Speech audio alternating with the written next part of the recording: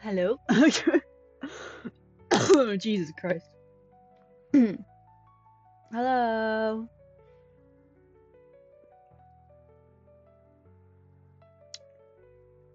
Hi, hi, hi, hi, hi. Hi, hello. I sent you a GIF. I thought you'd appreciate it. Hi, Unholy. Y- You see nothing here today of our conversation last night or yesterday.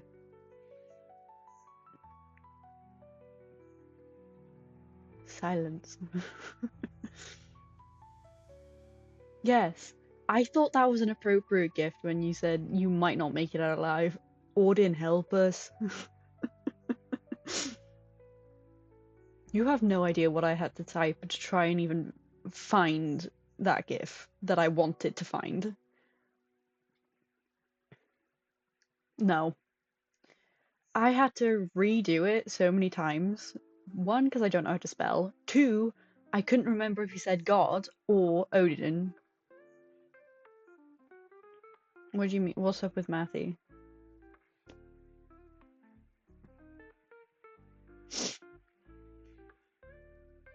Just go to sleep, Unholy. It's fine.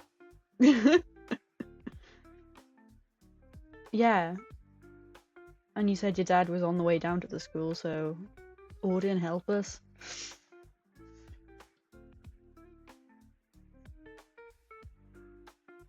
Yeah, I bet. He can be a very angry individual.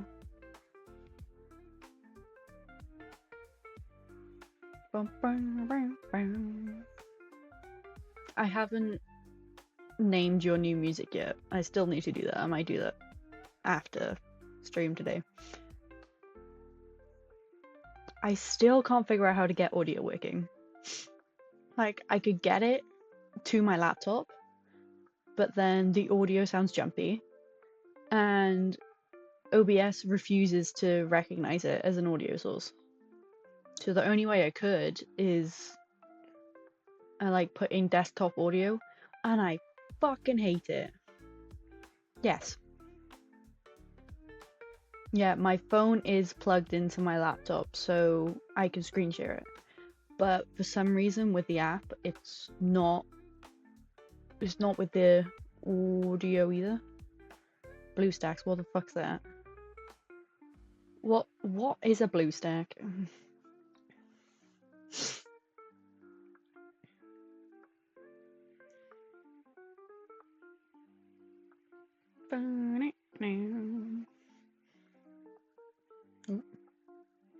So online am I to tell that you play phone games on PC?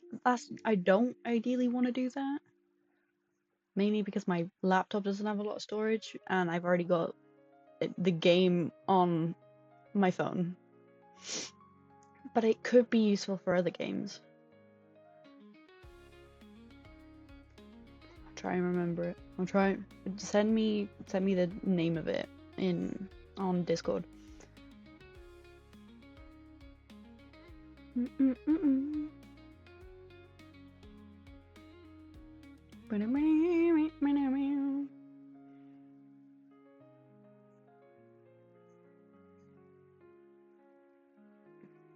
You can download any games from App Store and play it from PC. Yeah. I'm just thinking what I could do. Because I can't really play Hatsune Miku on there because you have to touch the phone. And with this game you kind of have to do the same except for reading. So I am unsure.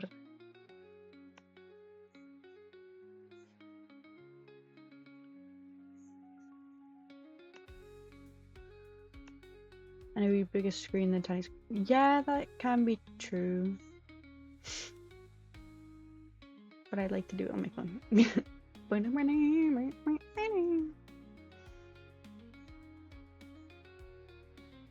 Did you know you can have something called a mouse? Yes, I do. I can touch my phone from my laptop using this. I can do that. I just don't want to because I can just have my phone.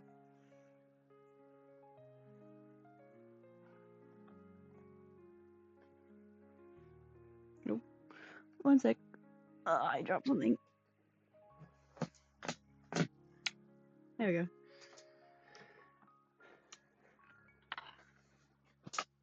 I dropped it again!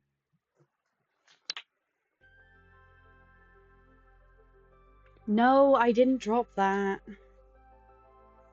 No. Stop it. Right, let's stop your music. Let's get into Love and Deep Space, bitches. I want to see the new chapter. You dropped your gay card.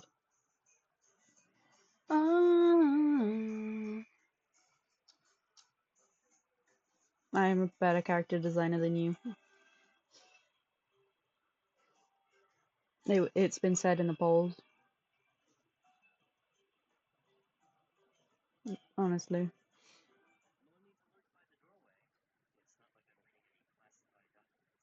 Caleb, hey. Greeting me? Oh.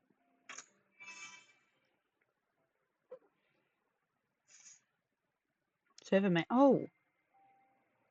I didn't know there was server. See, this is what I didn't want. What? Yeah, but it's true. Oh, champ, add me on here. What's your hunter code? What's your hunter code?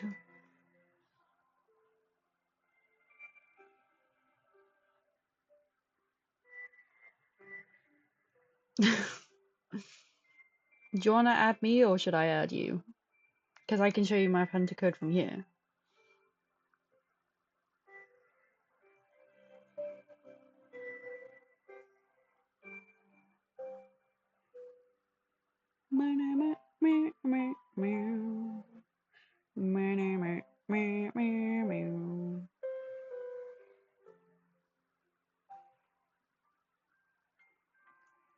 Where's my hunter code?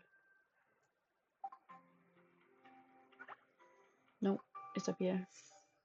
There's my hunter code.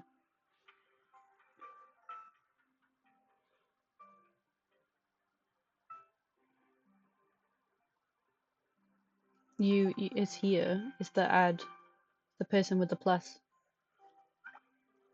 And then add friend down here. But this is my hunter code right here, hunter number.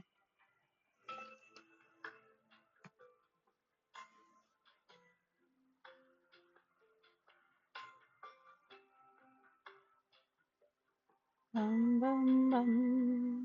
I love the music in Love and Deep Space.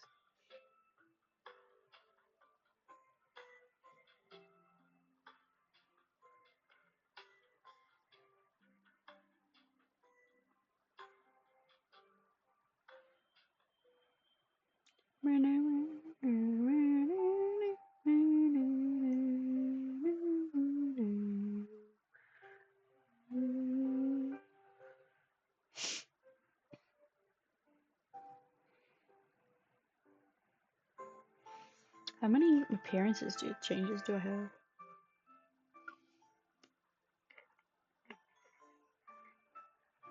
Five.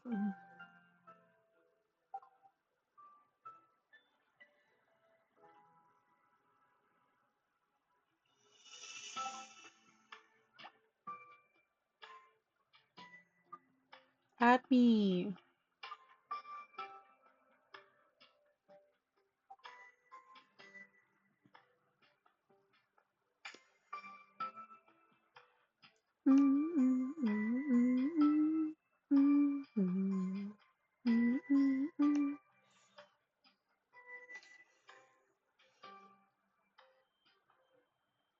Look at Caleb. He's just a cutie patootie. Look at him.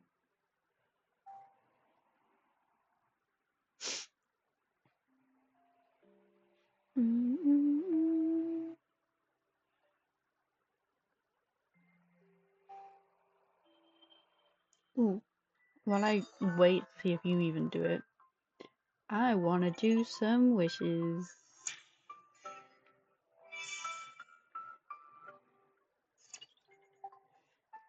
I've got quite a few of these.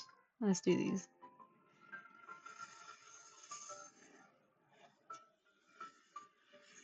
No, no 5-star. Do I get anything new from Caleb? Ooh. I didn't get anything new at all. Great.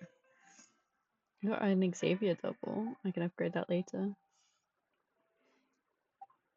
Add.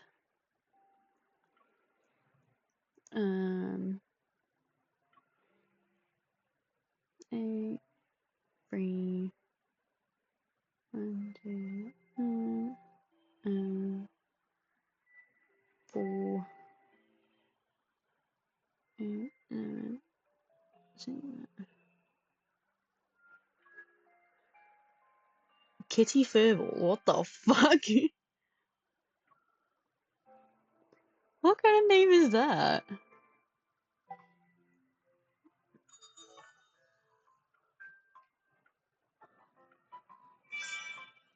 Let's do another one, another 10 of these. Nope.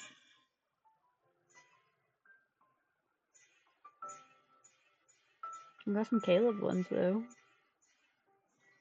Got some Caleb. I was under pressure. Under pressure. Bang, bang, bang, bang. Bang, bang, bang, bang, bang, bang. I fucking dropped it again. Jesus fucking Christ.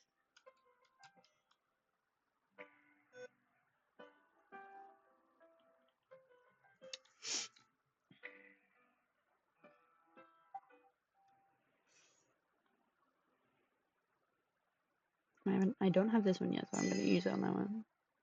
Ooh. Ooh. I want to get into level 20.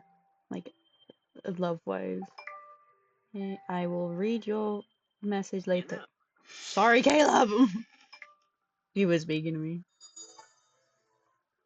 Should we do one of these? Fuck it. I'll do one after as well. Nope. My luck is so shit.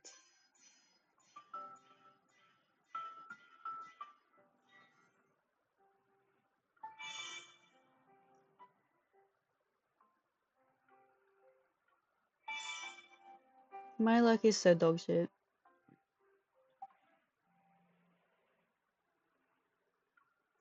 Let's see what Caleb has to say. Awakening. This is the second new chapter. So I read the first one tomorrow. Memory. I read the first one yesterday. I just started the chapter. Okay. 1 second. Let me go back. I was just starting the fucking chapter again.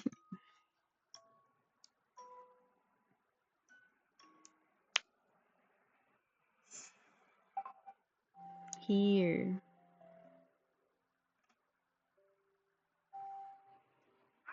Right at the top. And then you go to add friend and then requests.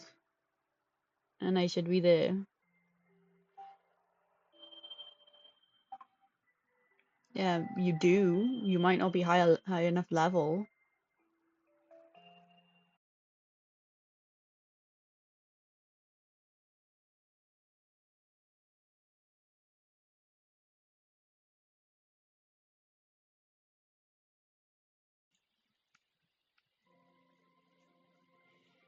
I'm not sure what level you need to be to unlock it, but everyone has a fucking add friend button.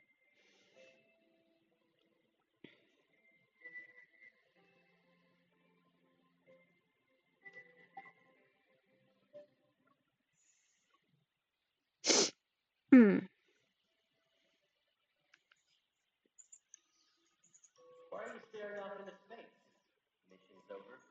Caleb, I missed you.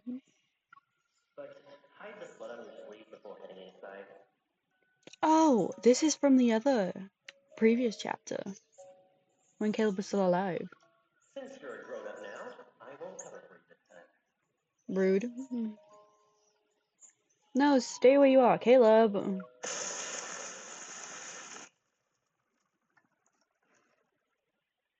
Well, that escalated quickly. Oh, we're having a nightmare. I open my eyes only to be greeted by warm sunlight on my face. I cast a dazzling haze halo. As my vision slowly clears, all I see is the snow-white ceiling above. It was all just a dream. It wasn't originally, but right now it is. I sigh, rubbing my pounding temples. I feel drained, my body heavy. Last night, I was supposed to act like I was sleeping, but somehow I got dizzy and actually slept. Wait, Caleb gave us some drugs. Thought they were like ibuprofen or paracetamol because we were ill. Did he actually give us sleeping pills? So we wouldn't leave? That's cold. Random thoughts race through my mind. I grab my phone. The screen shows I have missed many calls. All of them from Zane. Yeah, Zane's up here too. I'm not. I don't know what you're on about. This is just a wholesome game. A fighting game. I fight wanderers. The hospital can't reach his guardians, which could be a problem. It's true. I'll have everything arranged by tomorrow night at the latest. Then I'll bring Kevy to you at that time.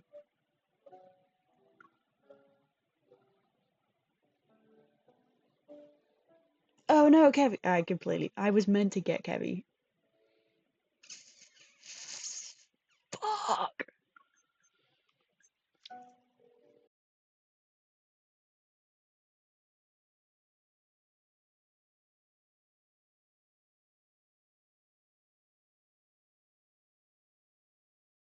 I will be right back.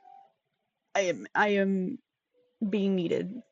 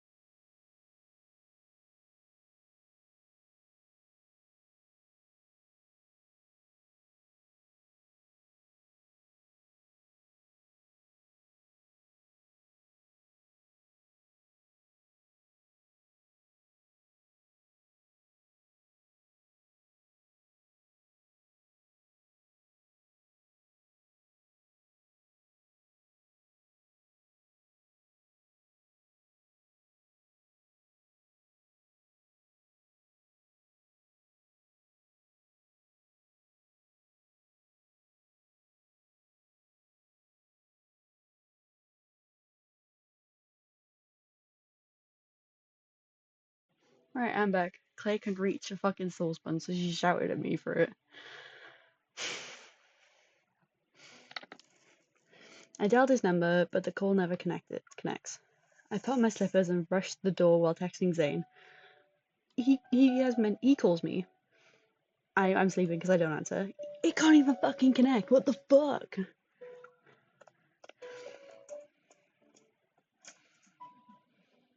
As I open the door, a barrage of loud news alerts burst forth as morning sunlight casts a gentle glow on the floor. I change and run into the living room, only to smack right into a solid chest of Caleb. Caleb. You're awake. Hi. You're finally awake. Caleb emerges from the bathroom. Steam is still coming off him. I hold my phone and step back, meeting his surprised gaze. I feel my heart pounding in my chest. When did you get back? Around the crack of dawn. Bitch. He casually dries his hair with a towel and walks to the dining table. He grabs a piece of toast. What's with that face, Unholy, huh? Oh, one sec. What's with that face, bitch? Why are you in a rush to leave? I'm not. I don't know what you're about. I come to my senses, scrambling for a decent excuse. Oh, something came up. I won't be back in time for lunch. Need a ride? Not from you! No, I'll be back before the sun sets. That's Kevy. He did that behind my back. I was meant to do that. What? Zane, what do you mean Zane shushed you? What do you mean? He's in stable condition and is presently undergoing further examinations and treatment at the hospital. Are they talking about Kevy or someone else? I freeze, staring somewhat I don't even know how to say that word, at the screen in the middle of the living room. That missing kid has been found? Yep. He's being blunt. Character was talking to him and he went, shh. That's Zane. He takes a bite of his toast and approaches me. He places one hand on my back, on the back of the couch, his eyes looking over the news. During last night's operation, they found him in a small garden, not far from the blockade. Oh, and he was holding a fragment of what appeared to be an ether core. That is Kevy, right? I thought you said he takes a bite of his toast. No, toast. That's fucking disgusting. Why would he take a bite of his toes? I know Caleb has recently come back, but he's not a fucking weirdo. He's okay, and the fleet's currently holding on to that shard. If you're really worried, I'll keep a closer eye on his medical updates for you. Well, what the fuck? I was meant to do that, you bitch. You took my job. I see. Technically speaking, I should have felt relieved that Caleb found him. Just like splitting with men that aren't real and not me. I'm not even gonna antagonize it. Shut up! Don't antagonize him, Unholy. But there's this weird tension in the air still, weighting down on my heart like a dark cloud. Yeah, because it feels like you've been backstabbed. Feels like I've been backstabbed. Once Kevy's condition stabilizes, they should have allowed visitors, right? I want to see him. No. Sure thing, No, Pipsqueak. you're not. Why the long face? Don't call me Pipsqueak! Caleb used to be against me getting involved in anything related to the explosion, yet he's suddenly cool with it. I don't know, I don't flirt. If this whole thing really was just an accident, a series of coincidences, then I should feel okay with it.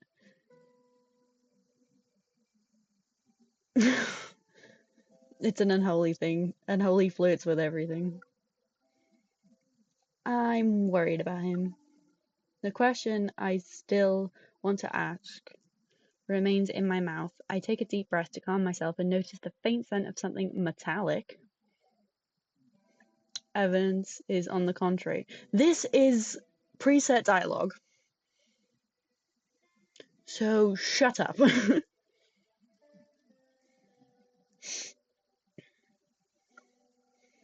Almost drowned out of the fragrance of his shower gel, it reminds me of blood. Yeah, blood has a metallic scent or taste, right? I grab his hand. Did you get into a fight during last night's cleanup? Are you hurt anywhere? I'm A-okay. Are you sure? I thoroughly checked his hands to ensure there are no injuries. Really, I'm fine. Then what the fuck am I smelling? Your shit? Because I fucking pray to God that your shit isn't metallic. But Ooh. All of a sudden, a cold hand touches my forehead. Bonk. looks like your fever's gone. Yes, no thanks to you. You left me out in the cold. The rain. I had a fever. Yeah. As soon as I got back, I heard you calling out to me in your sleep. So I figured I'd make sure you were doing okay. Yeah, because you fucking drug me. Was it a nightmare or something? Yeah, it was a nightmare about you. It's nothing. Maybe it's because I've been pushing myself too hard lately, or maybe it was the nightmare from this morning. Either way, I feel anxious. I glance at Caleb, who's grabbing a jacket. He nudges my shoulder to direct me elsewhere. What do you keep dropping, by the way? Nothing. I haven't dropped it in a while. It's fine. Why don't you wash up first? I didn't get a chance to take you somewhere yesterday. Do you want to go out today? Ooh. It was just the cable. It was just the cable that kept falling on the ground. I hesitate. It's just a cable! I hesitate, and before I can nod, his phone vibrates. It's me. What happened? Oh. What's going on? The voice on the other end calls, at the end of the call, wipes the smile off Caleb's face. His brow furrows. Caleb's. I called him Cable yesterday. When I was on call with Gian, because I was showing Gian some of the guys, and he absolutely hated Silas' voice, said he was an old man. Called fucking Xavier a twonk. Not Xavier. Not Silas. Zane a twonk. Called Xavier a twink. And I'm like, And when I was reading some of the dialogue, I accidentally called him Cable instead of Cable. Caleb. All right. Oh. Oh no. What's wrong? Oh. Mia passed away. No!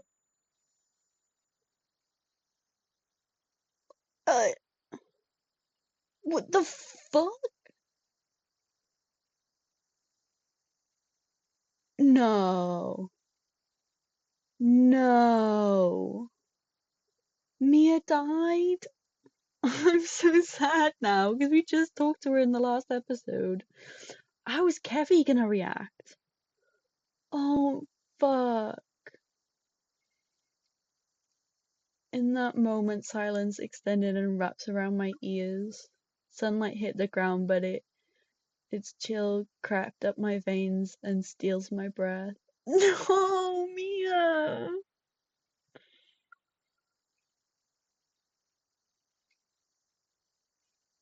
No, that was the end of the fucking chapter. Not chapter, episode. Fuck's sake. I'm gonna cry. She was so sweet. She was just a girl. Funeral. Why is the next episode called Funeral? The fuck? I'm not happy. I'm not happy about this. Why is she died? She gave us her stuffed toy. According to the documents I read, Mia went into septic shock before her burns. They couldn't save her. No.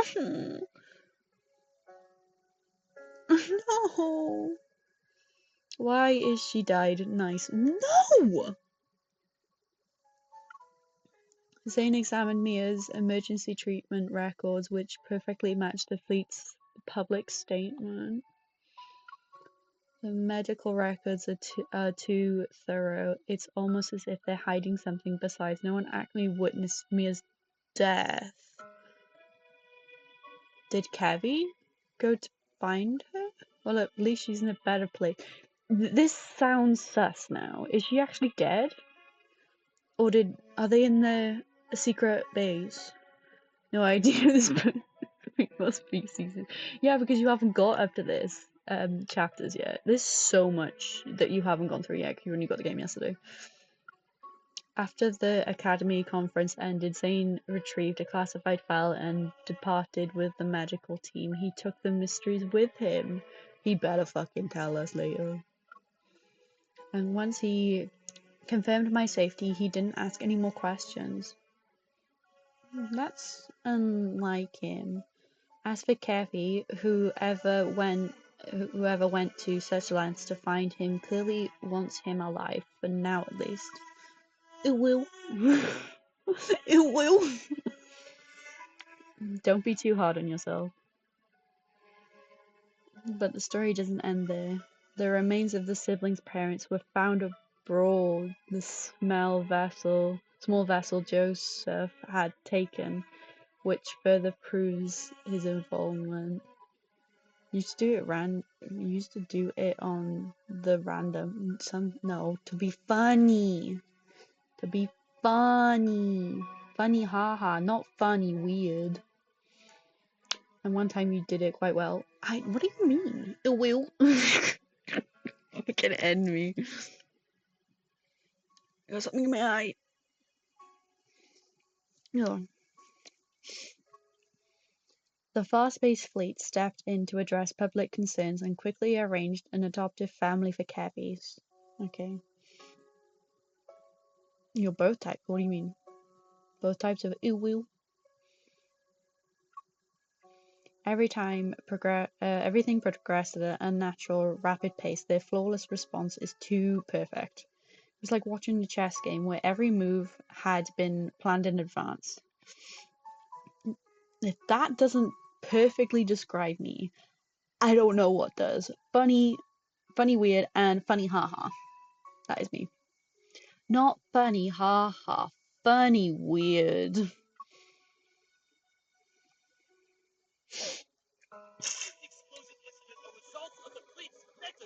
Oh. I am the living meme. Who called me a living meme? Someone called me a living meme at some point, and it stuck with me. I am the living meme. George! Oh, yeah! He did call me a living meme. And what's wrong, Unholy? What's wrong? It will.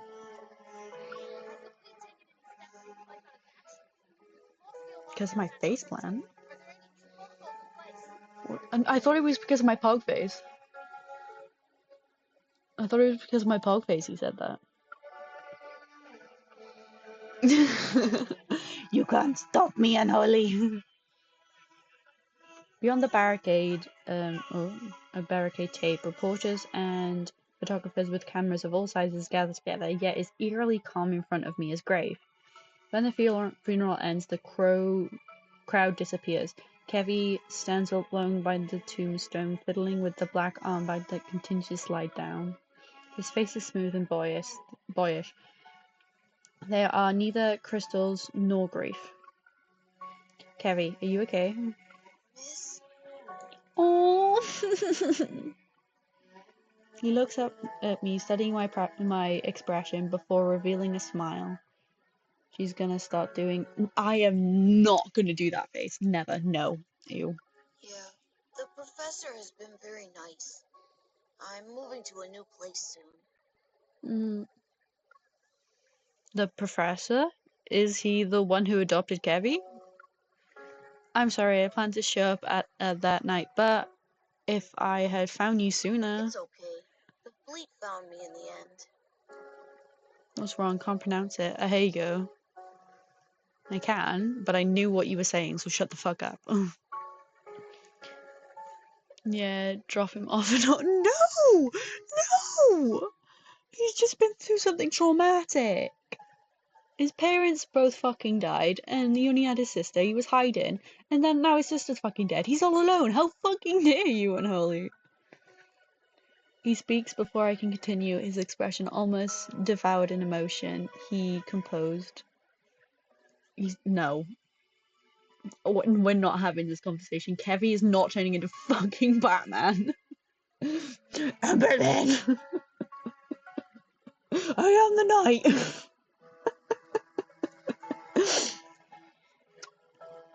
But I thought you said you didn't want to go with the fleet. He's an orphan child with dead parents. Batman in this universe. Kevy equals Batman. Something's still off. Kevy managed to avoid being detected even when they did a thorough search. The fleet didn't find him, right? Until... Don't worry, miss. I'll be okay in my new home. I'll miss my sister. Well, no, of course you'll miss your sister. He speaks as if he's stating a fact, and why would a person be sad about something that already became a fact? It's as if I'm the only one who's not quite ready to face reality yet. Well, yeah, you just met this small child. You were gonna help her, her find her brother and help her with her parents, and then she's fucking gone! He won't, he'll suffer. I'm disappointed in the both of you. I push down the sadness bubbling inside me and give him Lucian, who's been cleaned. Cleaned up the doggy! Here's the plushie Mia left behind. It should stay with its owner. Kevy frowns. He glanced at the photo on the tombstone, surrounded by flowers and toys, as if trying to figure out who the person is. I don't like toys. Oh, alright. Yes. Yes, Unholy is over 18.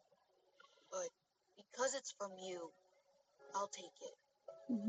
Everyone likes toys. Don't put on a big boy personality persona. Don't even. The confusion in his eyes only lasts a moment. When he looks up again, he has the stern smile on his face. What? The what? Huh? What the fuck? I'm so confused. Where has that come from? I'm scared. After Kevy heads off with his new family, I stay where I am, and then I hear a familiar voice behind me. Caleb! In his uniform. Okay, bye.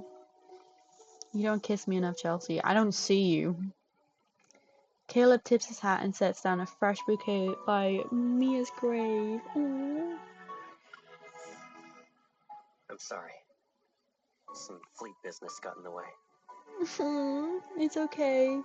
As you're adjacent, it's normal for me to represent you when needed. For a long time we stand there silently observing the bright smile on the tombstone. How's Kevy doing? He's being strong. He's doing almost too great to be true. Maybe the kid's just putting up a front. Yep, that's what I said. Did he just walk back to... No, he just walked back. Stop it. So, he hasn't really come to terms with his family and sister being gone from this world. No. That can't be right. The doubt echoing in my mind almost escapes my lips. I slowly close my eyes and calm down.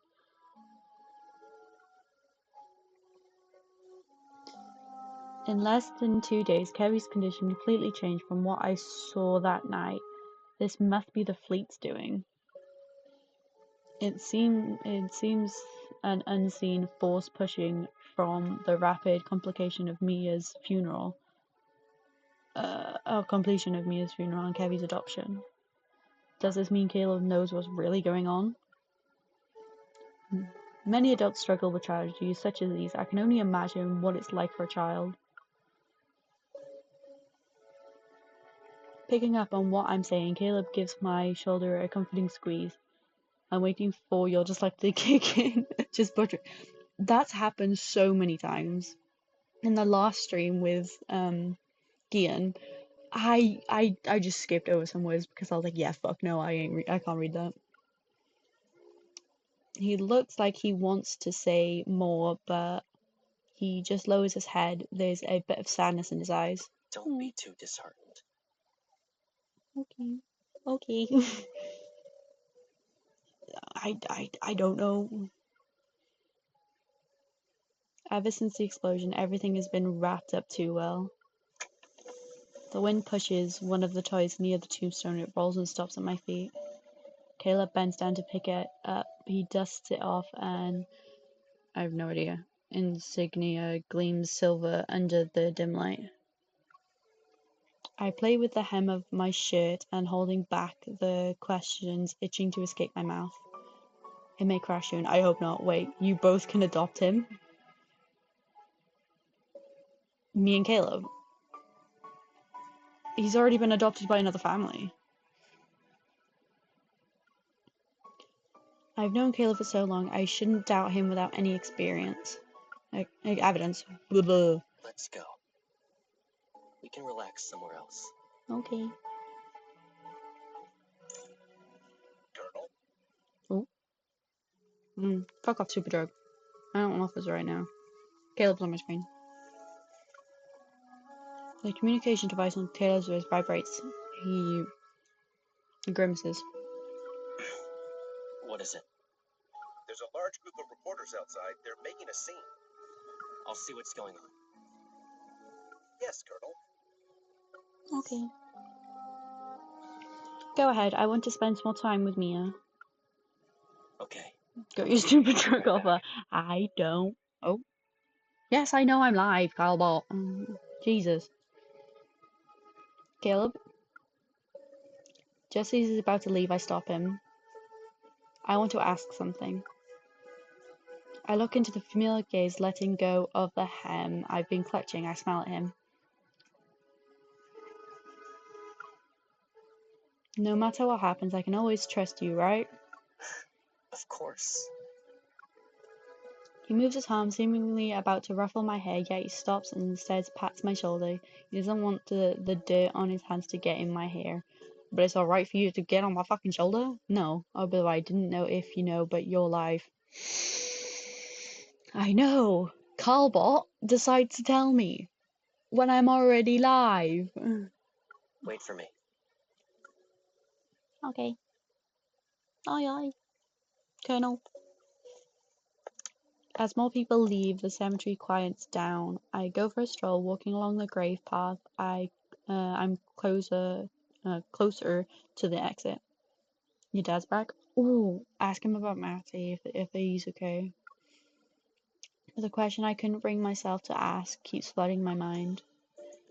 If the Farsplate feet were the ones who caused the explosion, what could their motivation be?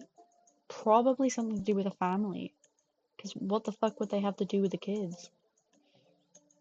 Probably know soon they are both here. Oh no, Matty's probably in trouble. How much does Caleb actually know? Is there some untold story to how he became part of the Farspace fleet? Fuck. Is it related to the ether core fragment?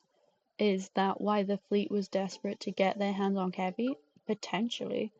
But if it was just about the ether core fragment, they wouldn't have rescued him unless... Unless the kid has something more valuable. Fuck you. I hate his asses. He sounds like a fucking snake. His name's Viper, you bitch.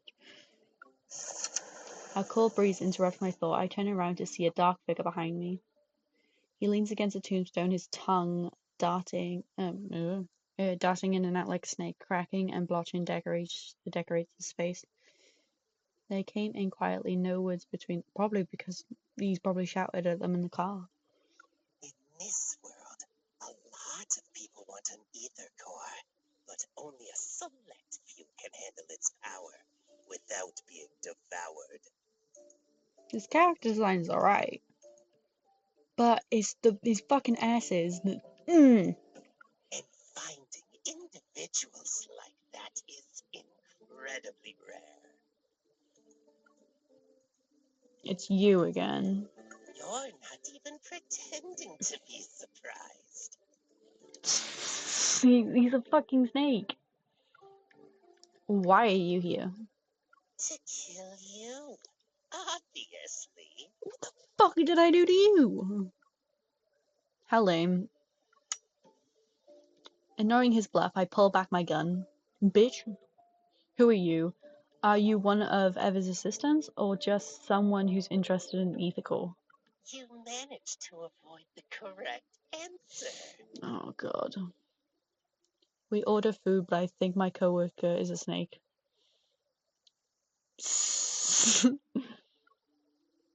He smirks his expression, showing no sign of being amenable. Let Oh fuck. me introduce myself properly.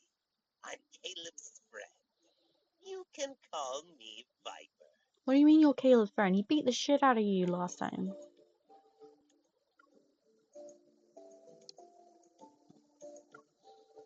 Seeing how I don't react, he shrugs and takes back his hand. Are you implying that what happened to Kevy was caused by his ability to use an ether core? Don't be too suspicious. Though, seeing you be manipulated like this is annoying. I'm here to lend a hand. Don't you want to know what the Fleet and Caleb are really up to? Who is the gay one in our relationship? Don't be funny, but we have like sort of reverse roles. Yeah, a little bit. What makes you think I'll believe you? When I express my doubts, he's caught off guard. Fair point.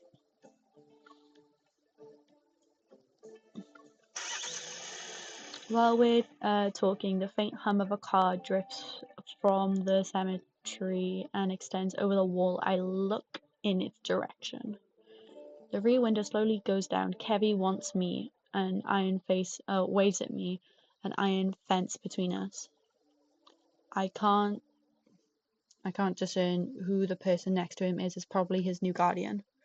What a lucky kid. Saved from the fate of being a normal person. No. It's better to dance to the tune of the strong than live a plain life. A pawn is still a pawn, but they have a chance to survive to the end of a large chess game. What have you done to him? Finally, you're asking the right question. Has he done something to Kevy? He sounds like he's talking in one breath the entire time. A little bit, yeah. A hint of mockery flickers in those grey eyes that are fixed on me. Yeah, when you say a sentence without talking, taking a little breath, a second breath. Don't you care about him? Go and see for yourself. Without realizing it, I catch a small shining object that was hunting towards me. I open my palm and see a unique shaped disc. Oh my god, that was dyslexic overload. What do you mean? Tomorrow afternoon, Shell 7, 93rd Azure Way Road. I thought he was saying my name then. Like, hold up. See you later. Okay. The figure sways with the wind before instantly vanishing like a mist. Saying what I said in chat was like, oh, shut up.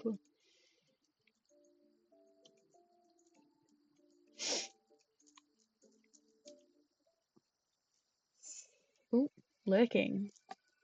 I will be right back. I need to go to the bathroom real bad.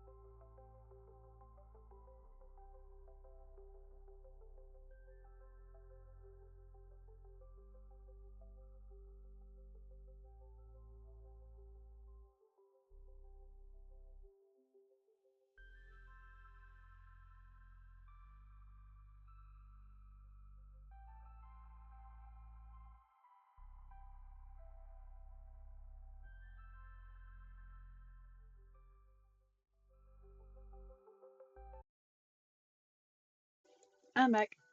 Oh, what are you confused with? The storyline or something I'm saying? Because it could be either. Oh, at this rate. Oh, jeez. I need some water. I need some water.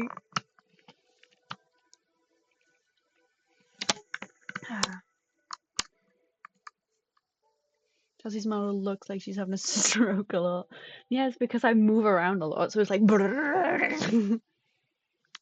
especially when I like move to grab something.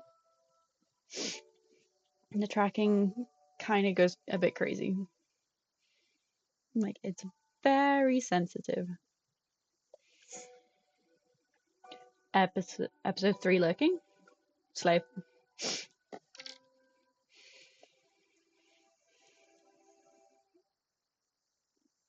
Yeah, but if I'm like leaning to grab my bottle that's on the left side or grabbing something on the right side, it's a lot of movement.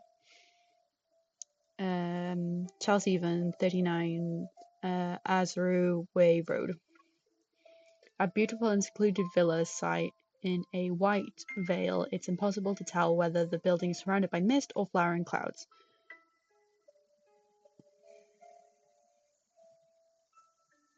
I don't like you, and it's still I still get them mixed up sometimes, my left and right. Shut up. The signal Jammer Viper gave me allows me to silently scale the back wall and enter the courtyard.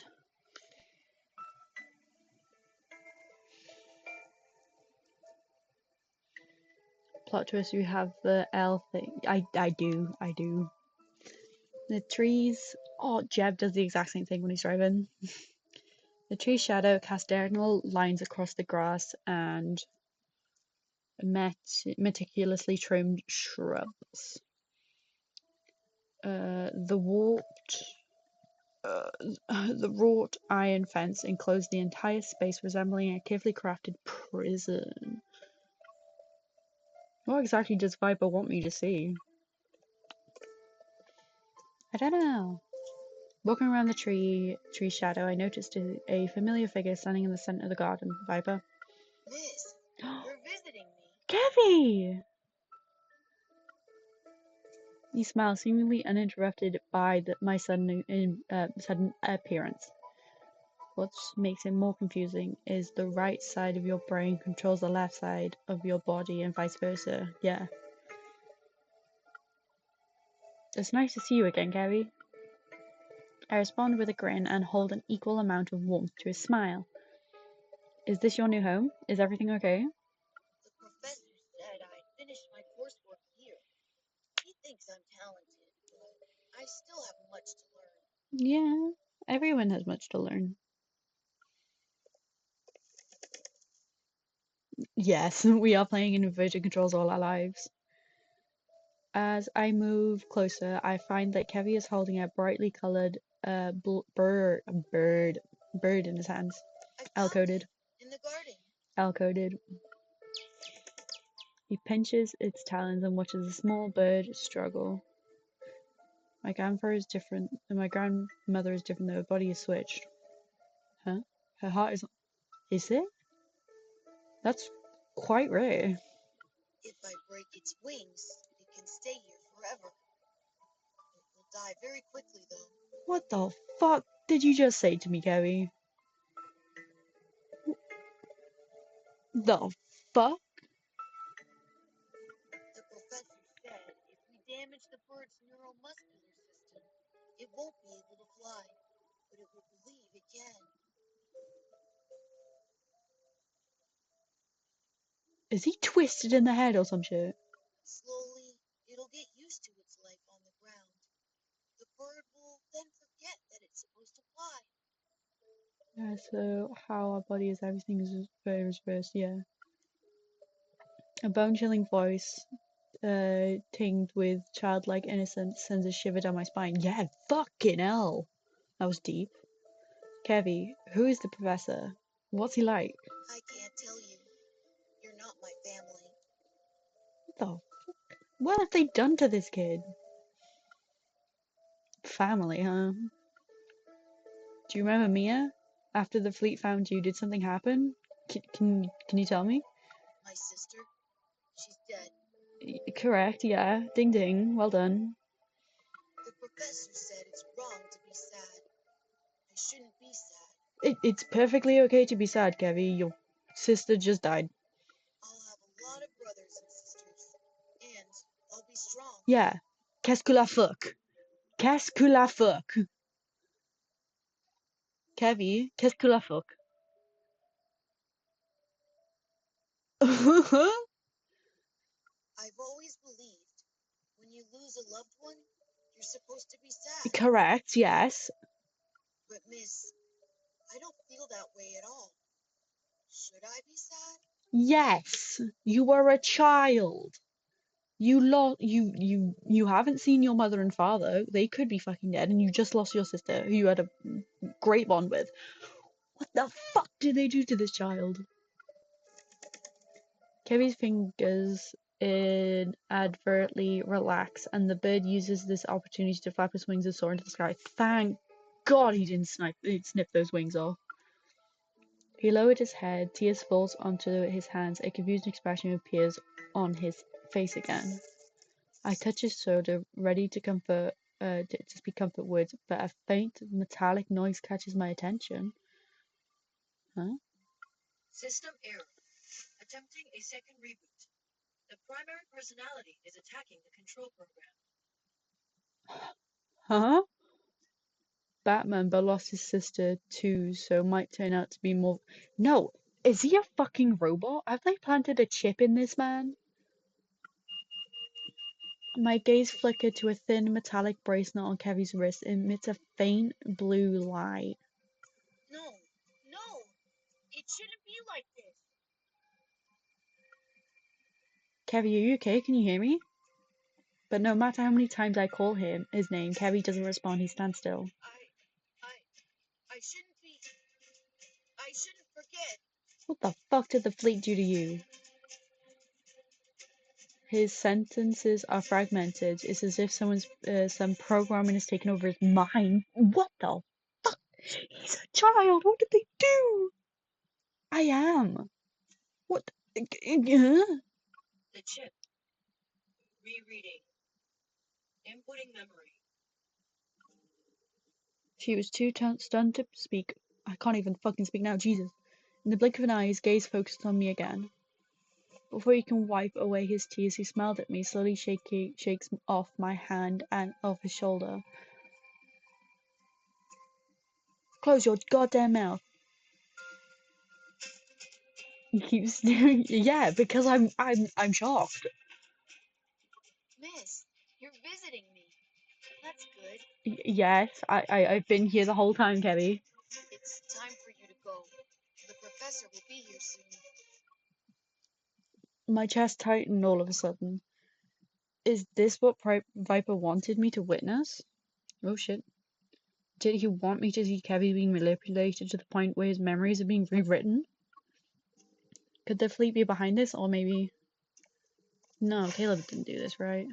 Someone's coming! Yeah. As the sound of footsteps draws closer, I jump over the wall and hid in the bushes. Did something happen,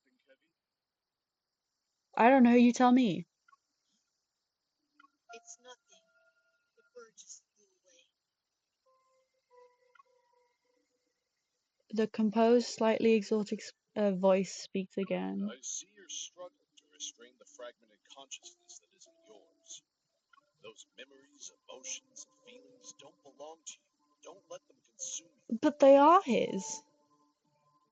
Yes, this is the new story that was just released yesterday about Caleb. I read the first chapter yesterday, and now this is the second chapter. All of a sudden, the air goes still then.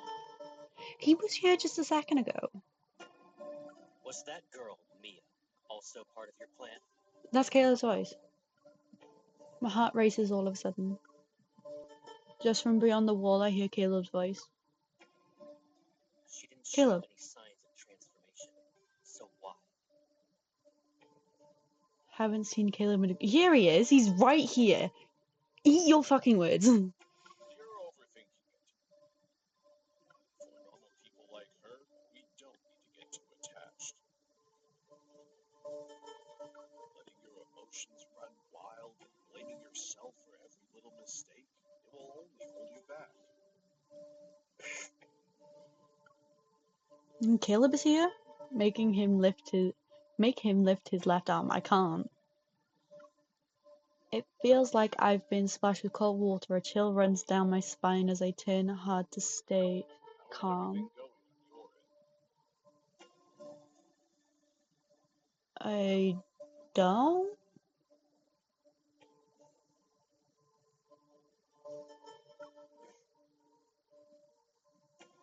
We'll soon be done with cleanup. As for the salvaging process, we'll pick up the pace. What the fuck is going on? The plan will be starting again. You must ensure she doesn't interfere with it. Me?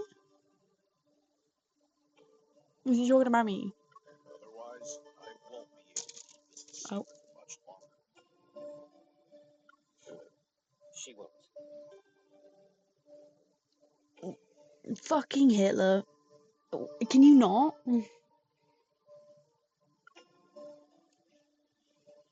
He's not that kind of person. He's a pilot.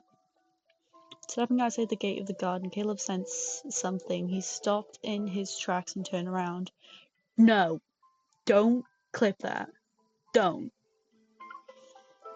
All the windows lined the corridors, reflecting the reddish sunset as they converge at the slight point. Just random out of context. Don't. I'm gonna be so embarrassed. What's the matter? Oh. Granddad? It's nothing. The fleeting figure appears to be a trick of the light. He averts his gaze, observing the layer of fog which covers the outer wall. Did you watch the other clip of it? Which one? I'm not sure. If that day truly comes, and she discovers everything, I'll keep her hidden. She'll be in a place where no one can find her. Is he talking about me or Mia?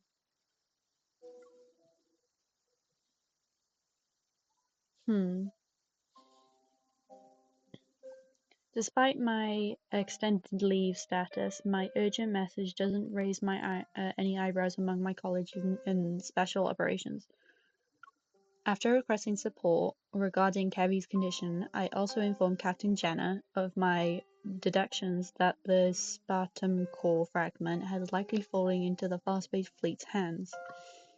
In response, he repeatedly emphasized Sky Heaven's complex situation and would rather miss an opportunity than allow me to attempt a risky something mission. Oh, me. When I look down to play Hatsune Miku. Yeah, and it looks like I'm sleeping. I promised multiple times not to act rashly. Soon enough, Andrew's Search yields primal. I have no idea. Results. Just results. Unsurprisingly, looking up Far Space Fleet and Mind Control Chip gave no results. Well, no shit. Well, no. Of course I understand. As I end the call, the clamor of traffic fills my ears above me. Inwoven arbitral tracks gleam like flowing streams of stars. I found out that I can put your model above the VOD like in YouTube Shorts. Yeah, you can. The bustling scenery around me feels surreal. The moment I stop focusing on work, all the thoughts I've been pushing down start to rise up. Caleb wasn't just aware of Far Space Fleet's actions, he also might have been involved in this scheme. Could he consistently vague whereabouts our highly classified cleanup be part of it? Potential. And what's happening to the siblings was definitely not an accident, as the professor claimed. One thing's for certain, even if Mia's death was an accident, the fleets deliberately took Kevy. The fleet must be using some sort of chip to control Kevy and Joseph. They probably have a goal that extends beyond obtaining ether core fragments. I lower my gaze and notice a metallic glint from my pocket. The necklace I had gifted Caleb still adorns my neck. Amidst the chaos, these past few days I forgot to return it. And in my coat's hidden pocket is a new stealth monitoring chip I bought from Special Operations, just in case. Forgive me, Caleb. After a few minutes, I finally put out my phone and dialed Caleb's number. Ring-a-ding, ring-a-ding, bitch. Hey. What's up? Nothing really. I just wanted to tell you my extended leave from the association is ending. I'll be heading back to LinkedIn soon. Kind of looks like every time you read your... Yeah, kind of like this. I'm praying to Caleb. Has the date already been set? No, I've been in Skyhaven for a couple of days and got caught up in all sorts of things. I haven't had the chance to properly spend time with you. When will you be free? Is right now good? Sure. I'm ready when you are. Do you have a place in mind? You forgot something about today? Happy anniversary of insert months here. I look up a nearby tower. The Aerospace Center looms over me, its spire piercing the sky. Moonlight gently shines over it. Yep, 2 months, 2 years, 3 months. Exactly what I said. He used to be Caleb's stomping grounds back when he worked at Deepspace Aviation's administration. His turn scene changed as holographic advertisers dance among the clouds. No. Aerospace Center's outer ring to witness a type of La supernova thousands of light years away. I hear there's a supernova today. It's not every day we get to see that, right? Let's check it out. Meet me at Sunset Promenade in an hour. You're going on a date with Caleb.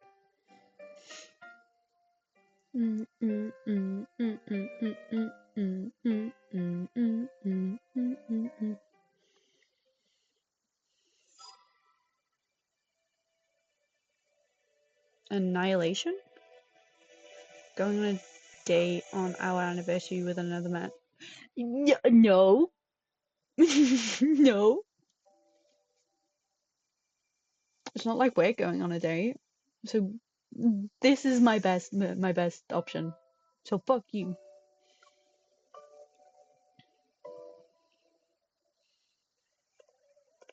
I do know that. 31007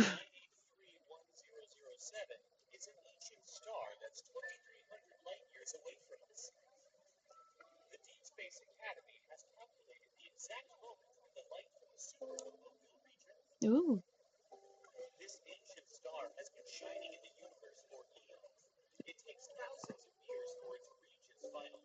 Are we going to somewhere after your work? I don't know. I don't know if I'm going with Gian to see Millie after he finishes his presentation. Not sure. Because Gian said he'd keep me posted about if he's gonna be absolutely knackered after it. Knew it. As night descends, the ring-shaped net encircles the tower, glows like a planetary ring. Amidst the flowering light of neon signs and holograms, people eagerly discuss the upcoming supernova they'll witness. What will happen to the big star, Mom? Maybe they'll... I'm not sure. I'm sorry, honey. A memory that lay dormant for so long awakens and envelops my thoughts. Though on your birthday/anniversary weekend, I don't know what I want to do for my birthday. That's next month, exactly. My birthday is exactly a month today. 1 month today is my birthday. I've only had it once. Caleb, you have another project? My science teacher wants us to build models. Everyone's either doing the solar system or a black hole. It's boring. Caleb, Do you remember the supergiant Grant showed us? The one that's 2,300 light years away? do you like, to be honest, I can't even remember what I had, so I couldn't tell you if I liked it or not. Its supernova will be the one our generation has the best chance of witnessing firsthand. I want to see it. We're gonna see the supernova like you wanted when he was a teenager. Oh, I remember. Didn't she always use as an example? Oh, I'm gonna fucking sneeze.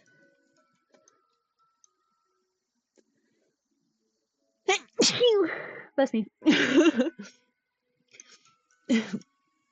Didn't she also use as an example? She said that no matter what difficulties we face in the future, you should protect me. It's like how a ring system protects his planet. Aww. Grant never said that, though. Are you just remembering what you want to hear again? No. But she did say it. Actually, Grant said that powerful stars are destroyed by forces from within. Meanwhile, fragile humans need to endure outside forces. Well, I always like Nando's. I am down for Nando's. Ooh, we could go to Wagamama's. Because I do want to try Wagamama's at some point. We don't need to face the future alone, though. It's like how planets and their ring systems are born together. I basically said that. Anyways. You have to help me finish this week's extra reading assignment. What a cute memory. This massive red supergiant will trigger a spectacular supernova. That's what I'm saying, yeah. Because I don't remember Xena's. Mowgli's, I can't understand their menu. And I have no idea what La Coquina... Ina? Coquina. Coina. I have no idea. That one is. The radiance from thousands of light years away will finally reach our world tonight. Yes. This marks the first time since the Chrono Rift catastrophe that we can witness the afterglow of a stellar explosion with our eyes. I come to my senses. This place is crowded and everyone is trying to find the best spot on the sunset promenade. Someone stepped on my foot as I tried to step aside. I lose my balance and stumble into an unexpected embrace. La Choina is tapas. I have no idea. Yeah, so Nando's or Wagamama's. You left me. Hand grabs my wrist. I look up and see Caleb's slightly amused expression. Caleb. In Skyhaven, you can catch a glimpse of cosmic wonders every now and then. Yeah, like you wanted when you were a kid. This is the first time I get to see a supernova. Yeah, you wanted to see when you were a kid. What? Why are you looking at me like that? No reason. Why is he acting like nothing happened? Why is it always so difficult to understand what he's thinking? La co cha ina. Like that? La Cochina? Caleb grins and leans in. Where'd you go today? Nowhere. I just walked around. This place is packed. Hold on tight. What Don't do get you... lost, Pipsqueak. Don't call me Biscuit. I'm not a little girl, Caleb. Slow down.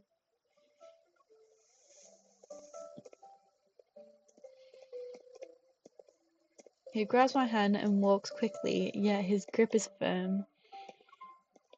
It reminds me of when we were in school. He always held my hand like this back then.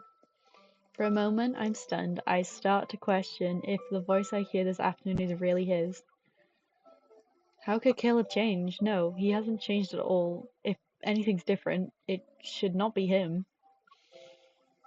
As I watched him walk, a bizarre idea pops into my head for no reason. Not even gonna try your dyslexic ass. What do you mean? I thought, isn't that how you spelled it out like that? And that's how it's pronounced. How you spelt it like that. La ko cha I na. I don't know what more you want from me.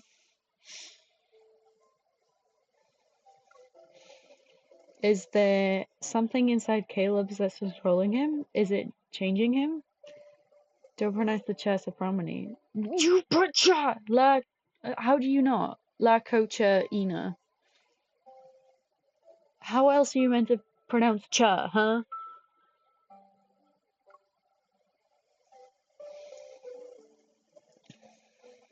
Over here. Okay, let's go.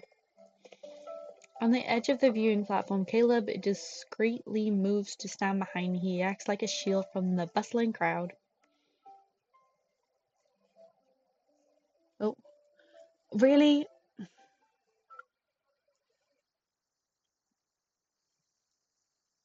Hello? Hello? Hello? Okay.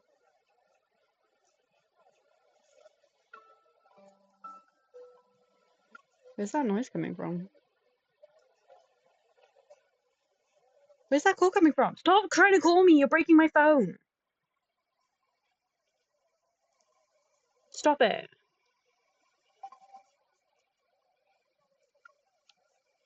You're breaking my phone. I can't answer the call. Jesus Christ. Now I have to do the whole thing over again.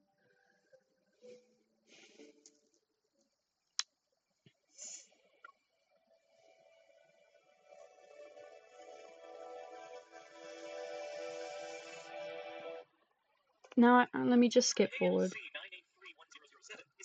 Because for fuck's sake.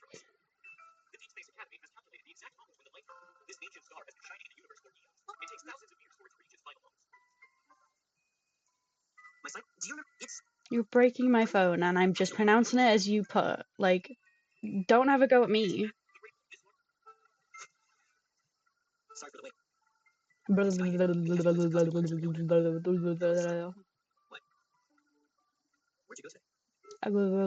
you doing?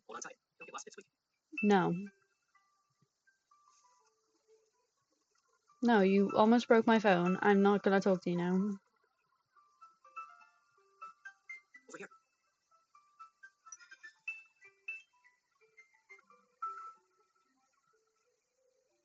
We can see Skyhaven's University Clock Tower from here, and look at all those fighter jets over there. Is that the Aerodome of Aerospace Academy? No. Yep. With exams on the horizon, I bet a bunch of my juniors are preparing themselves for some serious cramming. The last time I visited Skyhaven University was for your graduation. Time flies. Can you not? Sure does. You tried to break my phone and now you're forcing me into a fucking call. What is wrong with you?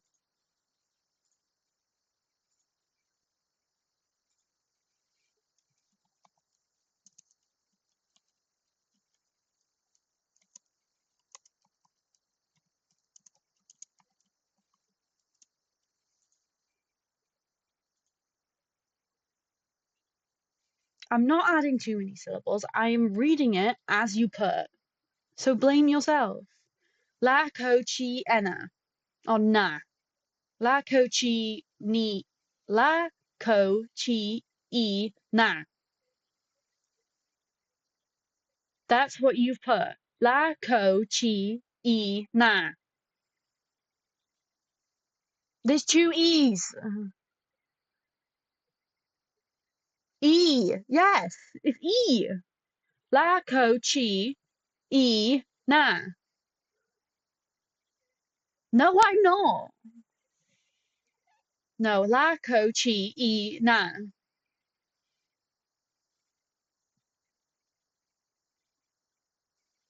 You've put it as 4 syllables. Ko chi e na.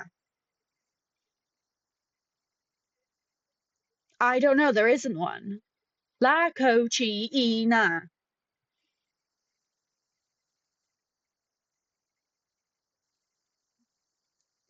La ko la no ka ko cha e na. Yeah. Ko cha e na. Exactly what I've been saying. Ear, e, e. Huh? E. I don't know what more you want from me.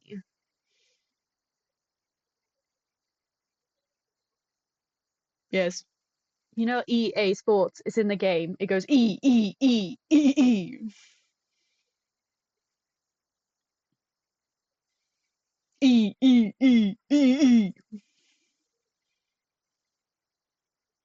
Says the one that's a bitch.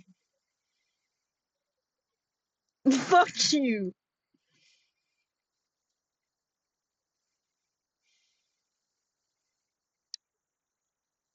No, blame yourself. Yeah, and that's what I've been saying.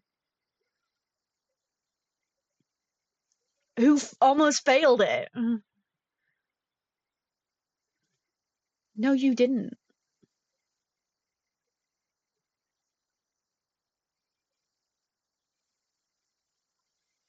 Goodbye. God, that man pisses me off. How have I stuck with him for 2 years, 3 months? No idea. Cause fuck you. Do you regret it? Caleb leans on the rails, turns to me and smiles. Regret what? Being admitted into the Aerospace Academy and being those 1 in 10,000 deep space fighter pilots. I hesitate, unable to find the right words. You're on an entirely different path now. It wasn't one you chose in the beginning. Stuff changes all the time. It's fine. What about you? When you were a kid, you nagged me about using my evil to hold you up high.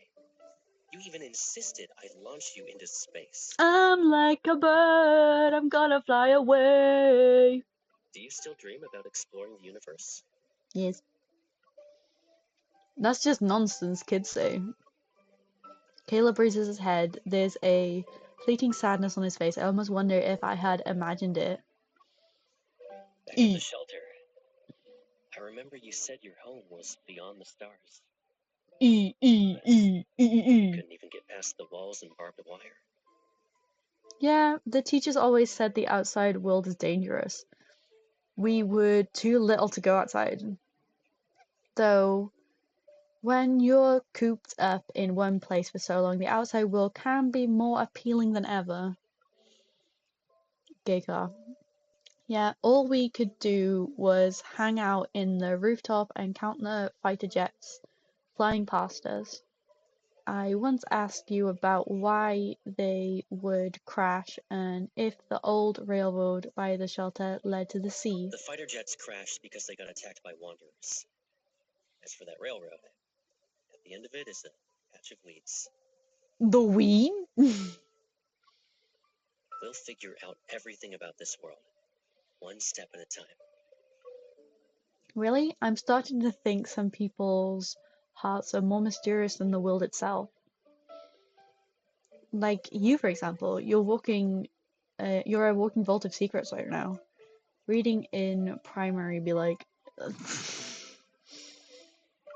trying my best. I can't tell if my thoughts are written all over my face to the point where he can see everything. I look into his eyes and hope to receive an acceptance response. When the teacher asked you to read, I couldn't do it. I always froze up and I was so scared because I know I would get some of the words wrong and everyone was gonna laugh at me. Like I had genuine fucking anxiety over that. Well, Pipsqueak, since you're interested in secrets, there is one thing. Pipsqueak. Which is... Oh. The noisy crowd suddenly falls silent and dazzling light faded into the night. The hologram's light continues to glow like water, only the countdown remains. He grins at me, his voice as stern as passing flocks of birds. Ooh, It started. ooh, ooh. The people around us look towards the sky, but his gaze remains fixed on me, almost losing myself in his eyes. At a moment, I find my voice and flashed him a smile. Bird-mating noises. No! Alright. Close your eyes. I have a surprise for you. Is this his necklace? Please, please, please, please. Pull out the neck. I pull out the necklace from my pocket and put it around his neck. Who gives the same gift twice? Well, you didn't keep it last time. Okay, but who lost a precious gift from others? If it disappears again, there won't be a next time. Chelsea pulls her cock out. Oh my god, she's pulling her cock out. All right. I promise I won't lose it again. You better not. Oh, suddenly a distant ringing fills the sky. Look, that's got to be the supernova. It's beautiful. It's so pretty. We can't help but raise our heads. We gaze at the flaming blur. Although it dazzles from the farthest reaches of the universe, a single star is falling apart. It's pretty. Spanning time and life, a forbidden sign emergent enters our vision. That was so pretty. The electromagnetic radiation from the supernova will persist for some time. Oh. To protect Skyhaven, a floating city powered by energy, aerial shields have been activated above us. After we witness this brief brilliance, night descends onto the cityscape once more. That's me right now. Tonight, Caleb will go out again. According to him, Skyhaven's lockdown will be over along with the cleanup. I say goodnight to him in advance, then I enter my bedroom, draw the curtains, and force myself to close my eyes as I rest on the bed.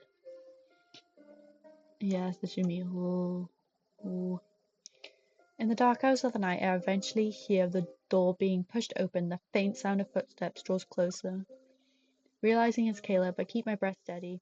As I pretend to be asleep, a gentle touch lands on my forehead. Boot me. Ooh. He's gone. Why did Caleb... My mind is in turmoil. I press my hand against my chest, trying to stop my heart from pounding too quickly, and slowly get up. I look out the windows and see the night scenery. Then, taking a deep breath, I activate the tracking feature on my hunter's watch. Target is being tracked. We're tracking Caleb. I'm sorry, Caleb.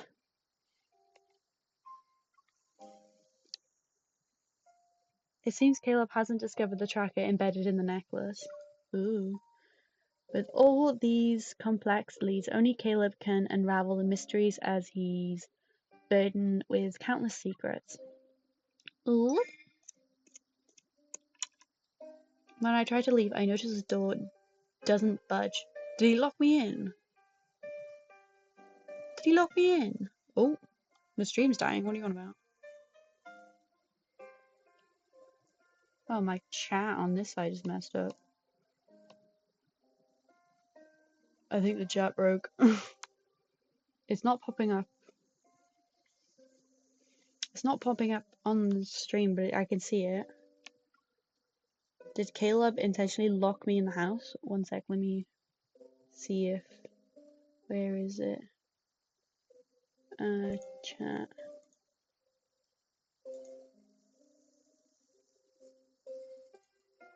No. Nope. Refresh.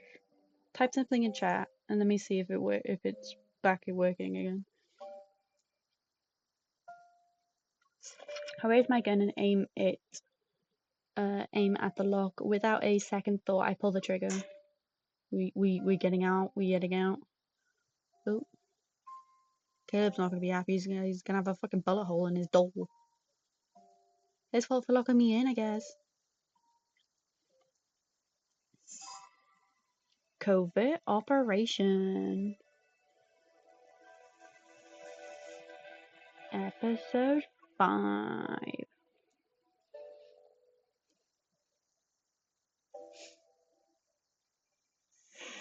I'll just do the test myself.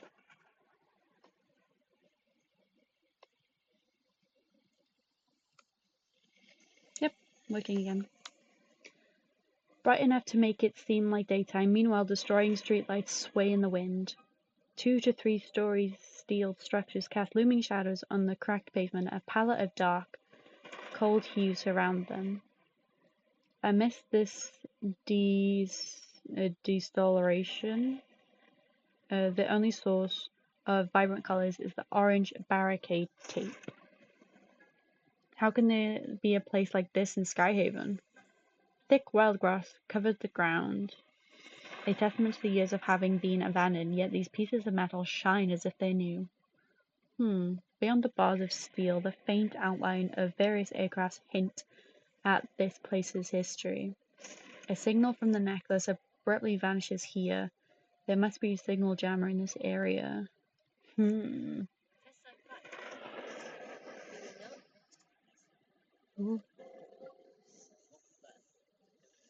Oh. Quickly now. They won't find us here. What the fuck is going on?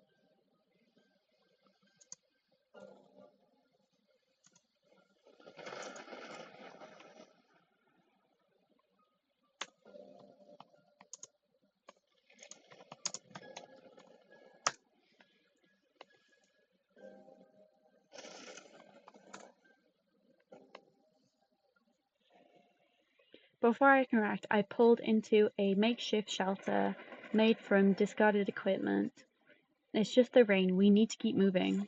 I turned around and pull out my gun, only to see a young girl's face illuminated by the light reflecting off a puddle. Mia?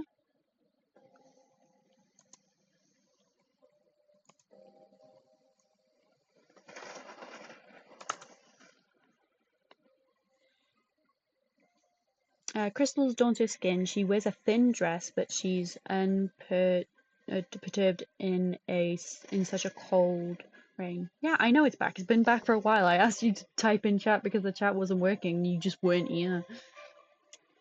In the distance, officers wearing fast-paced fleet uniforms move closer. They're armed and on high alert. Ooh. Isn't it weird how these monsters are getting more aggressive? Ooh. The contamination levels here are extremely high. They're practically indistinguishable from wanderers now. This batch of specimens is on the brink. I got to work at 3:30, by the way, and start work at 4. Okay. Requesting confirmation due to the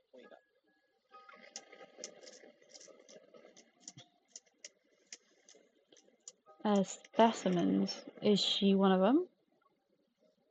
The crystalline growth of the girl's body are similar to Kevy's, but far more severe.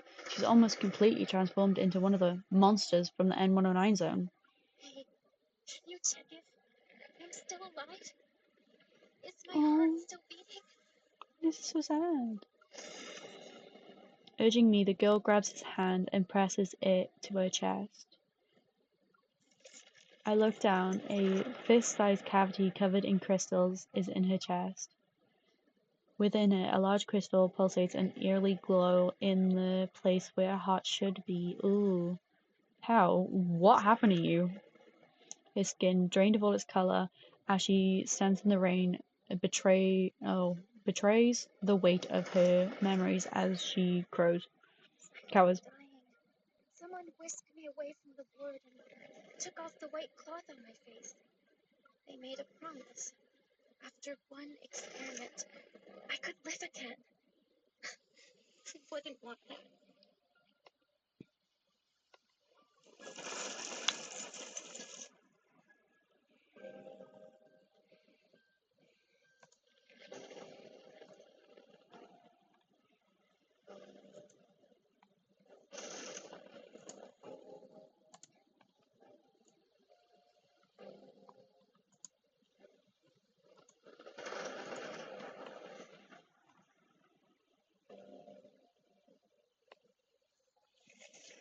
It's a shame.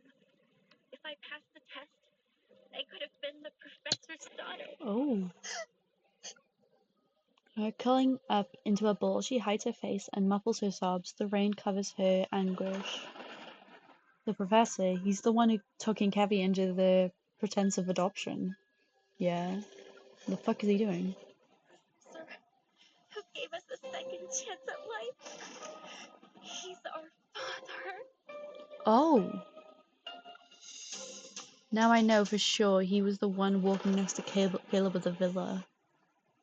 He's definitely involved in the experiment, and he must have something to do with the fast-paced fleet. The lockdown and cleanup are just to cover the fleet's true targets are these. Power.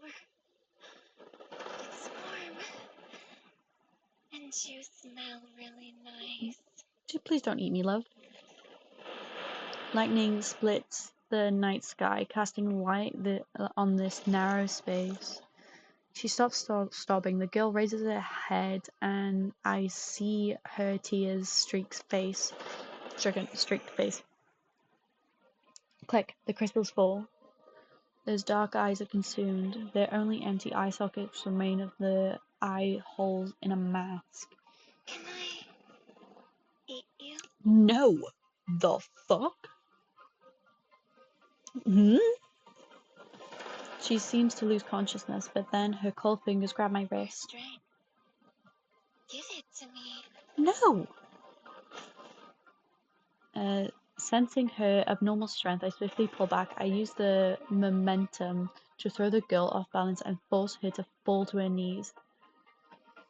No, I don't want it to eat me. What the fuck is wrong with you, Unholy? Raindrops trickle down her temple. Her skin is like humans. I hesitate for a second before reaching for my gun. The single moment costs me, and a sharp pain shoots up from my knee. Will eat my leg. Our crystalline spike protrudes from her shoulder, pierced my left leg. My blood mixed with the rain. Ooh! Oh no! Oh, that's bad. That's bad. That's bad. I said you should let me eat you. Ew! It's as if a silent signal has been given. Several figures emerge from the shadow and stagger towards me. Black crystals have almost engulfed every part of their bodies. They're barely recognizable as humans from their outlines. The crackling sound of burning flesh resources in my ears again. Their silhouettes blur with the ones I remember from the N109 zone. I'm literally okay. I need someone to eat me. This is you now, Unholy. Get eaten.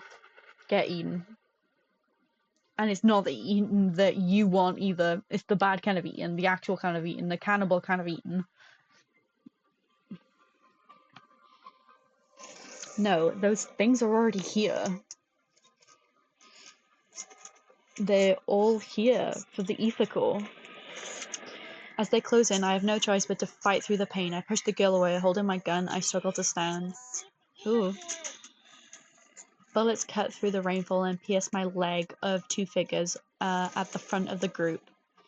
However, they don't stop. Gritting my teeth, aim for the shoulders of those people. Another shot rings out, and the girl's twisted convulsions come to an abrupt stop, but I didn't pull the trigger. The figure before me dissipates into energy particles. It's similar to how wanderers disintegrate after death. Yay! And I don't know, at least I think it tastes good. Mmm! It's kinda gross. I found the missing specimens. Stop them. Fucking run. Several lights shine harshly, and I hear the synchronized sound of guns being drawn. A bullet whizzed past my ear, yet those people who have been shot multiple times continue to lunge at me. Amidst the howling wind, the space in front of me distorts. A vortex appears, sucking in and tearing apart 2 or 3 looming figures. What is that? The rain stops, and the smoke from my from guns and crystal particles appears to be suspended in time. Caleb, fuck. Though the veil of droplets and indifferent face gradually come into my face, raindrops are deflected away. Sorry, Caleb. Whoopsie. Caleb! Frozen in place, I don't know if I should call out its name. What are you doing here? I'm sorry.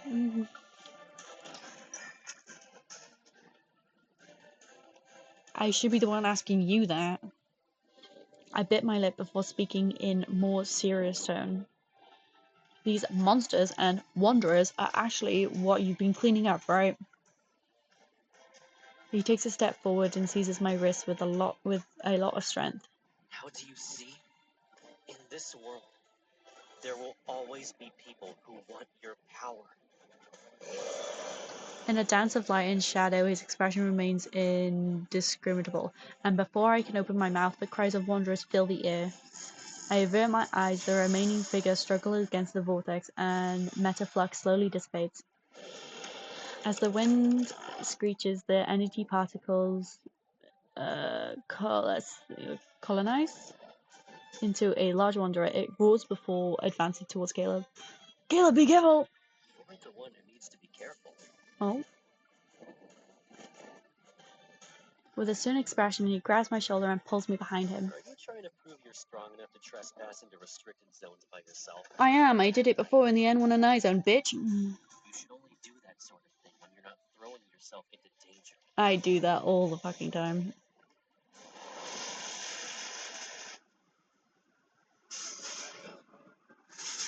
Hmm? Fight time? Fight time. Are these preset? Yeah. Let's fight.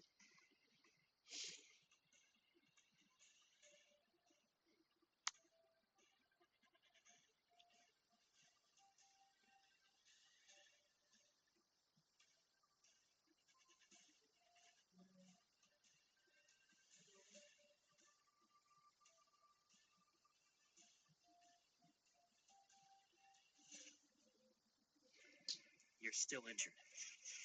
Ooh. We got the fancy outfits.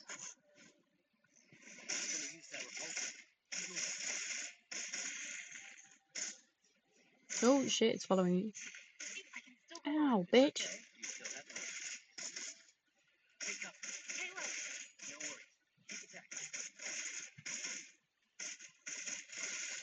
My turn.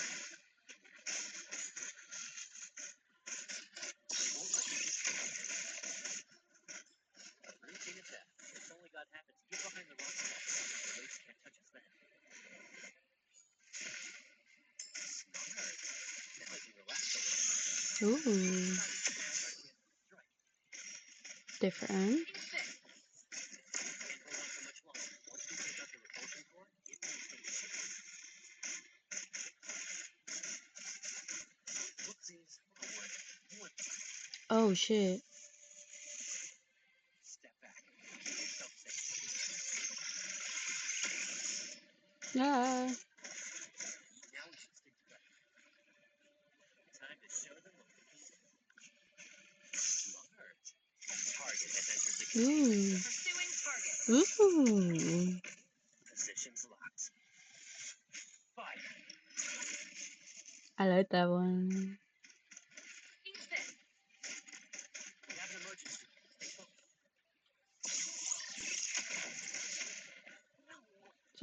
Jesus Christ. Something's changed. Watch out. Stay behind. Oh my god. I'm gonna fucking die. Now we should see. Ah. It's okay. We still have you. Now's our chance. Right. Routine attack. Start firing now. How am I still alive? I have barely any health. Caleb. No worries. Keep attacking.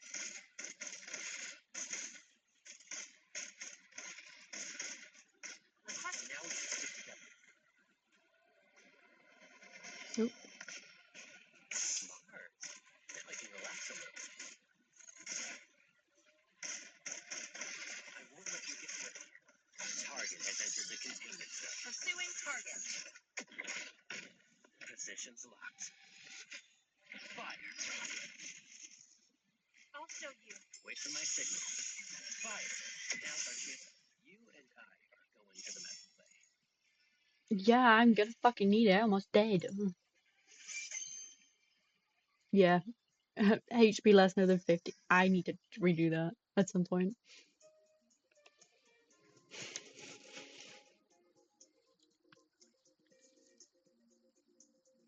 Bum, bum, bum.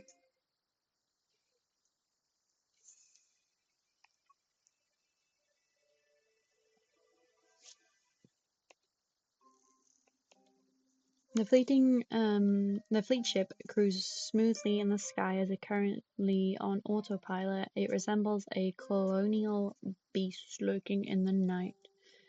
Shut up.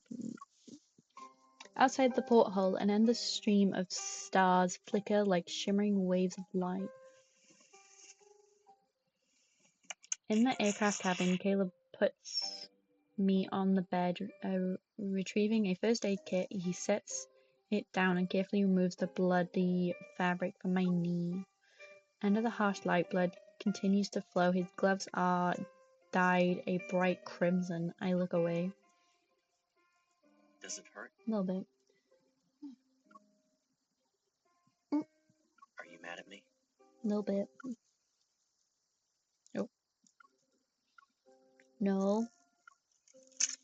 As I hear him take out the medicine and equipment, I start to turn around, but then his hands cover my eyes. A fine needle pricks my skin, and the seizing pain instantly dissipates. Caleb. I raise my head and look into his eyes. The explosion in Cascade District was just a covert excuse just to justify the cleanup. Then there's Kevin and Mia. Those were you, what have you been doing behind my back?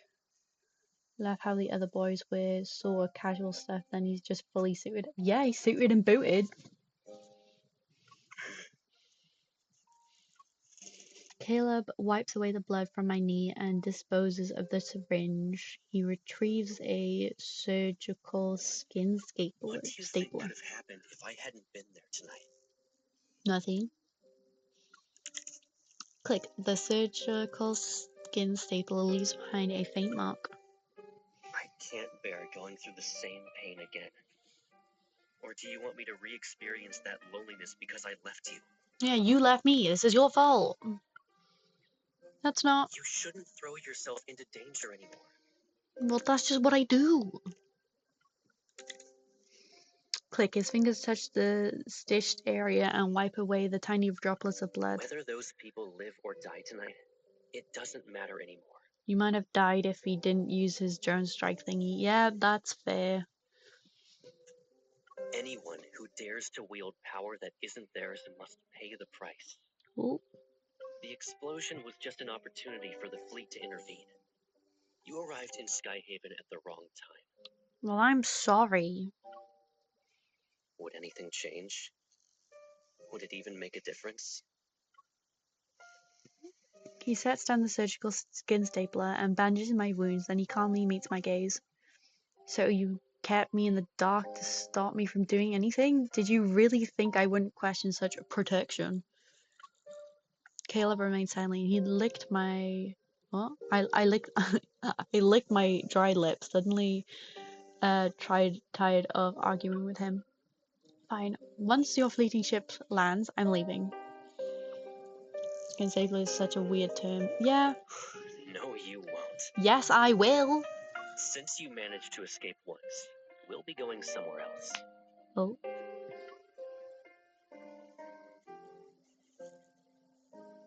He lifts his hand and cups my cheek. Yeah, his fingers are freezing cold. Let me staple your skin, Chelsea. Get away from me, champ. Don't touch me. I don't want you anywhere near me. I will protect you. Ooh. Until everything is resolved, I need to make sure you're safe and sound. I am safe and sound if you don't do anything stupid. Who did the colonel bring back? Who knows? But since he ordered us to take good care of her, she's probably not a nobody. Yeah, exactly. I'm important, bitch. With the mission over, Caleb takes me to a special care unit on the fast-paced fleet ship. I didn't even step outside of it. The walls, white as snow, are adorned with all sorts of medical devices. The multicolored indicator lights dance incessantly. I don't know his ratio or how exactly I'm being kept here, though I couldn't care less. My ego isn't massive. What the fuck you on about? Maybe he's also getting sent to his colonel. How is she? The medical examination is done. We're just waiting for the analysis. Colonel, where's the answer? An important target for observation. Is there a problem? No, I was just curious. I've never seen her before, so... I looked at the blue and white medical gown I'm wearing. It's ironic I got labeled as a target for observation. Their conversation draws to a close and is replaced by the sound of familiar footsteps getting closer. I return to the bed and lie down as if I hadn't heard them speak. The door opens slightly and Caleb walks in. The room lights adjust with his every step. Morning. Morning! Top of the morning! As he nears the bed, the room brightens as if to imitate the breaking dawn. He pulls up a chair and sits down. Can you swing your hair everywhere in your model? Yes.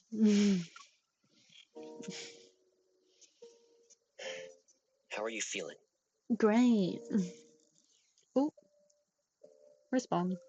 I'm okay. The colonel ordered people to take care of me. Who would dare to neglect me? While the crystalline shards have been removed from your wound, it can still be infected.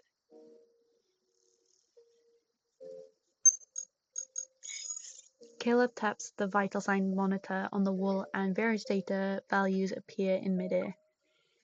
My heart rate, my breathing rate, everything but my current mental state is right in front of him. Caleb, I need to leave. You'll be out of here soon enough.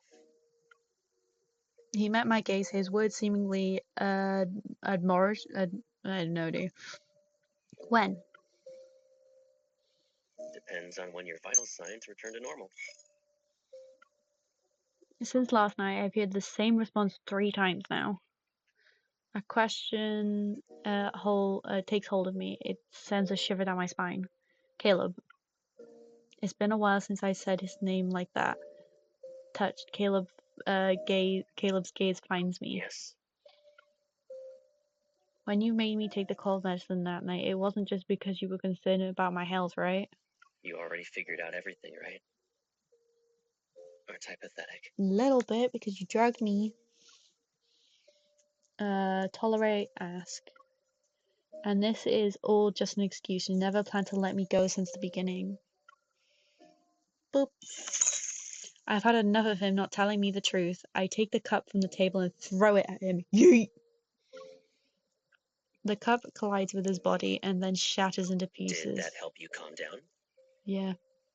Specifically me. Classic men. The water droplets fall and drench his immaculate uniform, yet his gaze remains unfazed. The person before me stays composed. The Caleb I once knew is gone. Get some rest. It'll help you relax. Yeah, you're not fucking helping though. I'll check in on you later tonight. You're not helping. Caleb.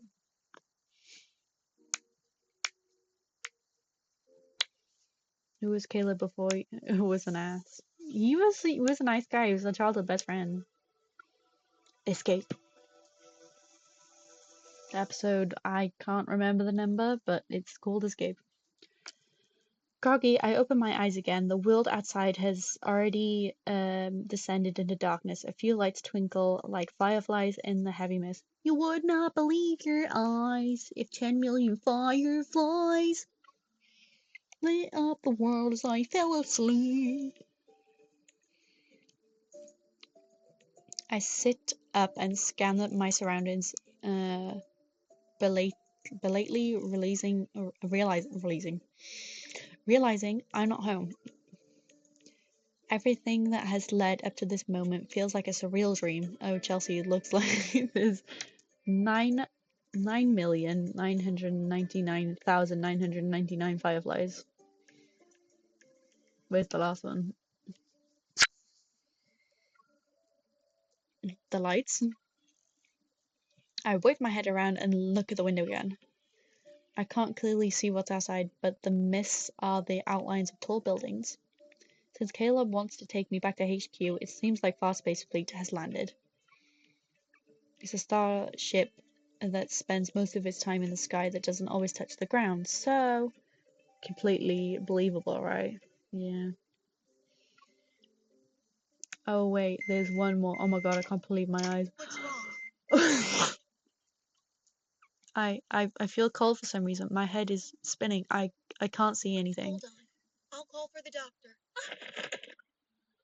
In one swift movement, I pick up her limp body, placed her on the bed, and tucked her in. Sorry. 10,000 fireflies. After putting on the nurse's face mask and uniform, I push the cart along as they leave. Several officers wearing uniforms approach me. I lower my gaze and walk past. Oh, 10 million. But before I can breathe a sigh of relief, a voice calls out to me. Excuse me, nurse. Yes, officer? How can I help you? I turn around and make sure I don't stutter as I speak. A fleet officer walks up to me and frowns as he gives me a once-over. You're heading toward the armory. Why does a nurse need to be there? I'm sorry, I thought the pharmacy was this way. I calm down and lie to him without missing a beat. I guess the person who gave me directions misunderstood my question. Fortunately, this explanation seemed to have fooled him. He nods and points the corridor the opposite direction. The pharmacy is over there. The armory is a restricted area, so you shouldn't be wandering around. Okay, thank you, sir. I haven't even taken a few steps when the fleet officer calls out to me again. Wait. Ooh. Is this something else you need? You have stabilizers there, right? He grabs 2 syringes from a box on the cart and shows me the number on his chest. I'm taking some with me. Write it down on the list later. Okay. What's he need stabilizers for? He finally vanishes after making a turn around the corridor and my heart finally relaxes. What did he mean by stabilizers? I pick up a syringe from the box and turn it over to look at its label. Drug name Cybizin? Cybizin. I don't know. It can be used to combat emotional outbursts, enhance cognitive function, and help patients stabilize their mental state. Inject that into my veins. Only those with torrent chips may use this. This drug should not be used daily. Oh, I need it. You planted a mind control device in me. Hit that chip. The chip. Rereading. Inputting memory. Ooh.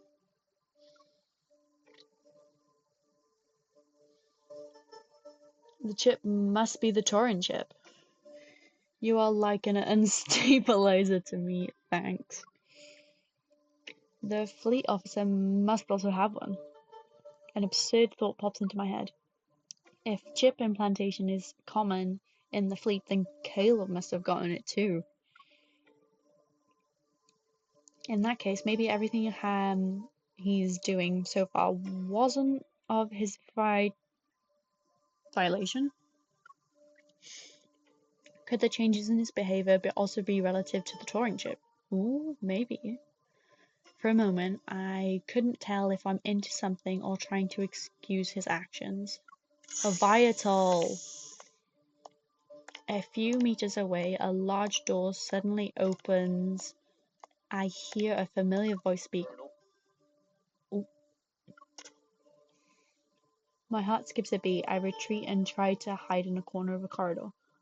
Before I can see who's with Cable, Caleb, I said, fucking Cable again.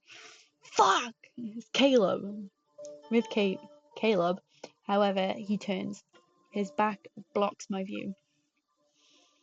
I heard you'll leave the fleet on a patrol to the depths of the Deepspace tunnel in 3 days. The Fountain of the Cave is about to enter its next phase. A banquet will be held in your honor before you leave. I can't attend the celebratory banquet anyway. I have some personal matters to deal with. Okay. The higher-ups gave the order. You shouldn't ignore them.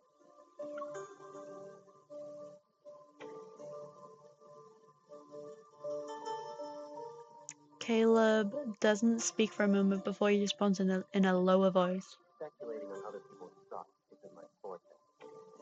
And since I've taken your place, I can order you to leave. Ooh. Now. Caleb reaches out and presses the sensor on the wall. The door rises. The man grunts as he leaves. Come here. Oh. In the empty corridor, Caleb suddenly turns around and looks at where I'm hiding. The prettiest gate. What the fuck?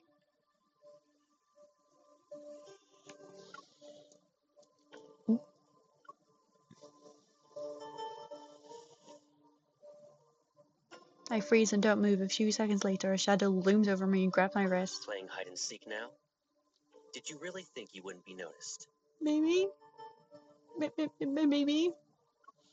There are eyes in every nook and cranny. Does it look like you can escape? I'm trying to.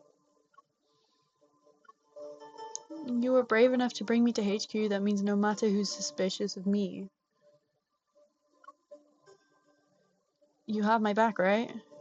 Caleb's brain is not smooth. He stares at me for a long time and then he laughs. For some reason, an ominous feeling washes over me. Let go of me! You want to go home, right? I'll take you there now. My brain isn't smooth. Oh.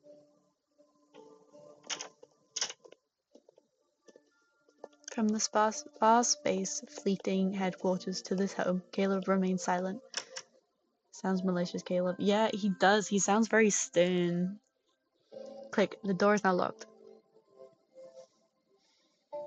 This is what you meant by safe and sound. Lowering his gaze, he says nothing. Following his gaze, I find the wound on my knee has reopened.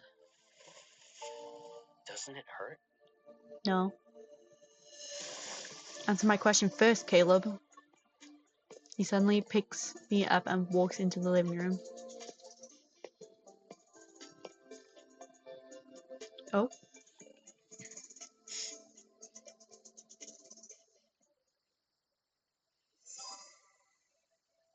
Touring chip. Tunnel protocol. Okay.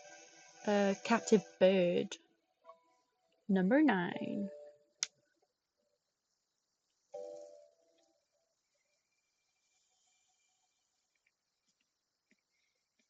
Ooh.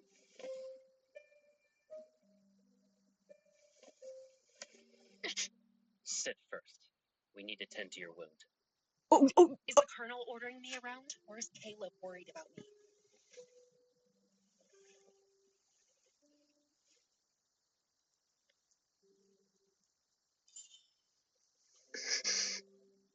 Do you remember that injured cat you brought back home?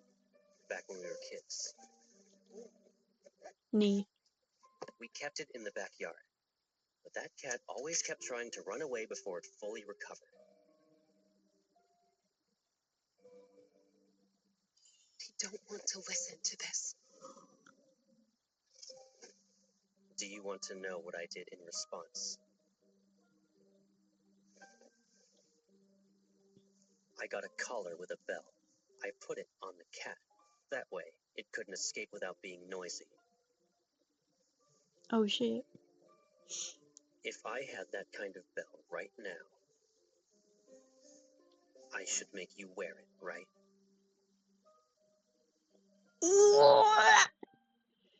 Is this your protection? Fine, I'll let you do what you want. Is this your protection? Is this how you'll protect me? I just need to be glued to your side? I know, it's unfair. But Analyze the vital signs. because of that monster, your wound is infected. Is there truly a way for you to run around without getting injured? No. Are you still the Caleb who confronted danger with me? I've had enough of your protection.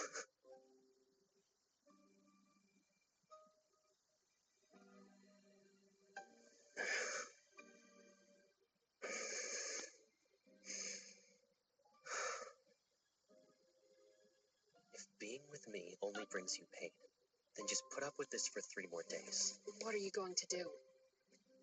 Tie up loose ends. Oh. And then all of this will be over. I just need 3 days. Okay. 3 days later. Out in the field, confirm the lockdown will be lifted after being in effect for a week. The Far Space Fleet assures everyone that the explosion in the Cascade District will not happen. After all this is over, the fleet will return to the Deepspace tunnel. You'll be safe for now. Okay. In other words, you'll just disappear again and not even say anything? I'll be gone. Aren't you happy that you won't have to see me then? No. I'm about to leave. It'd be nice if we had a meal together. So, I have to listen to the Colonel even when it comes to eating and drinking now? You can be mad, but don't let it affect your health. I'm Apple! not mad. Growing up, we knew each other so well. Better than most, even. I could see through your lies when you'd blink. Bite your lip, and I could tell you were upset. In that case, tell me, what am I thinking about right now? I wonder, how did you turn into someone I hardly recognize? Oh, I know. You're thinking some chip got put into my brain, right? And now I'm no longer who I used to be? Correct. What if I told you I was always like this? What do you mean, sir? Your life has threats around every corner. The people who are after your power, who want to hurt you, they should all just disappear. That's not how life I'm works. safe when you're by my side. I'd rather face danger head on than safely live like this. I don't need you. I You don't need me? Is that what you think? All right. What do you need? You can tell me. We can return to Lincoln if that's what you want. If you want to return to the past, we'll rebuild our old house and move in together. And if one house isn't enough, I'll build you a whole maze. I'll decorate it with everything you could ever want. It will be the most beautiful, stunning garden you've ever seen. No one will be able to find you ever again. I'll protect you forever. Caleb! Caleb, you can't just... You can't cage a You're bird. very important to me, and no one could ever replace you. Really?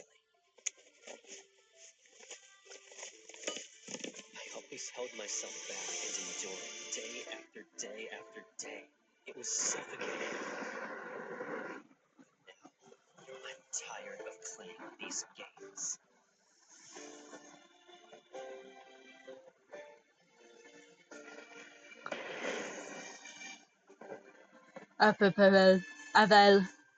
Avel.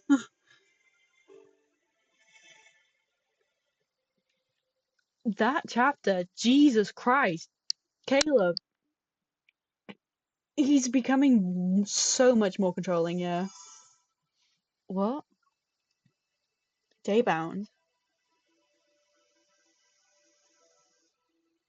Shit. Jesus, Caleb. Calm your fucking titties. I am a person too. Crossroads. Episode 10, Crosswords. I found Caleb again, and yet the familiar person from my memories have been eaten away by some indescribable hidden pain. Only fragments remain. The night sky above Skyhaven is clear, but all its secrets are somewhere in the bottomless, unfathomable depths of his eyes. Now you like it. Ugh. Honestly, unholy. You pushed him and you got him a little obsessed. Yeah, it was not my fault. He fucking almost killed himself. Now he's suddenly alive and now he just wants to cage me like a bird. The night before he left, I dreamt about our childhood. I dreamt of Caleb and me running down the street, skipping classes, grabbing ice cream, and reading comic books. And I dreamt of the day when we held hands and became part of each other's lives. Aww. Remember this. From now on, I'll always be by your side. God, I hate you, champ. It's okay. I'll always be there for you, and I won't hurt you. Why are you crying here by yourself? Who bullied you? It's okay. I'll avenge you. Hold my hand. You won't have to worry about losing your way when I'm here. Aww. He's not like that anymore.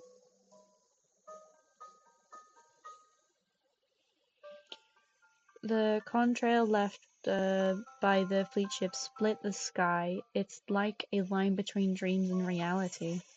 Rays of light pierce the clouds and bring the world back to a new sunny day. On the runway, fleet ships are ready and waiting for the colonel to give the signal. It feels like whenever we say goodbye, I'm always sending you off. I guess it won't be a painful experience this time. Well, it's always going to be a painful experience. His hand moves. His hand moves, probably to ruffle my hair, but he hesitates. His arm soon falls to his side. All right. I'll be going now. Okay. Yeah. I lower my head, a lump forming in my throat. Make sure you eat on time. Look after yourself. Okay.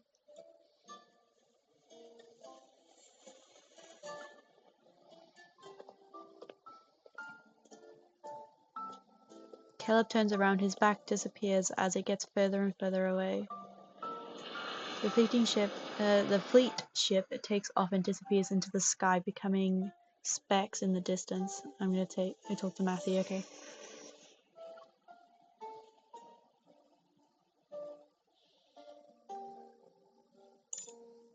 I was so bored without you. I almost became a shriveled up peach. By the way, Jenna mentioned you were at Skyhaven for a wedding. But what kind of wedding lasts that long?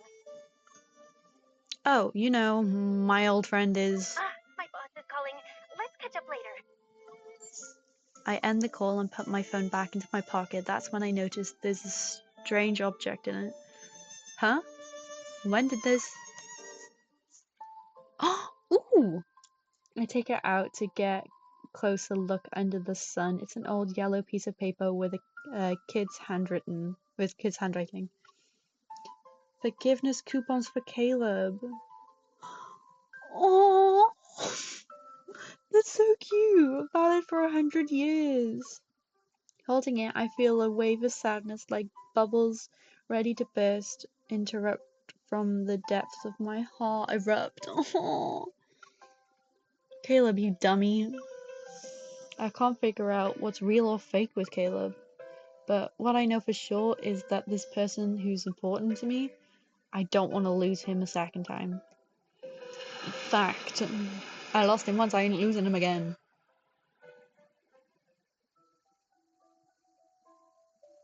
The fast space fleet has the Spectrum core fragment, and with that, the chapter on the explosive incidents draws to a close. However, Mia's fate is enshrouded in mysteries, and Scavy's future is uncertain with that ship.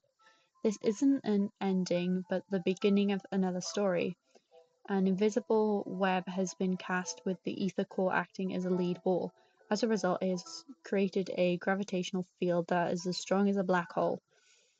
Ever the fast space feet, myself, who knows how many more pieces are being pulled in. Either way, they're slowly or quickly rolling into a void.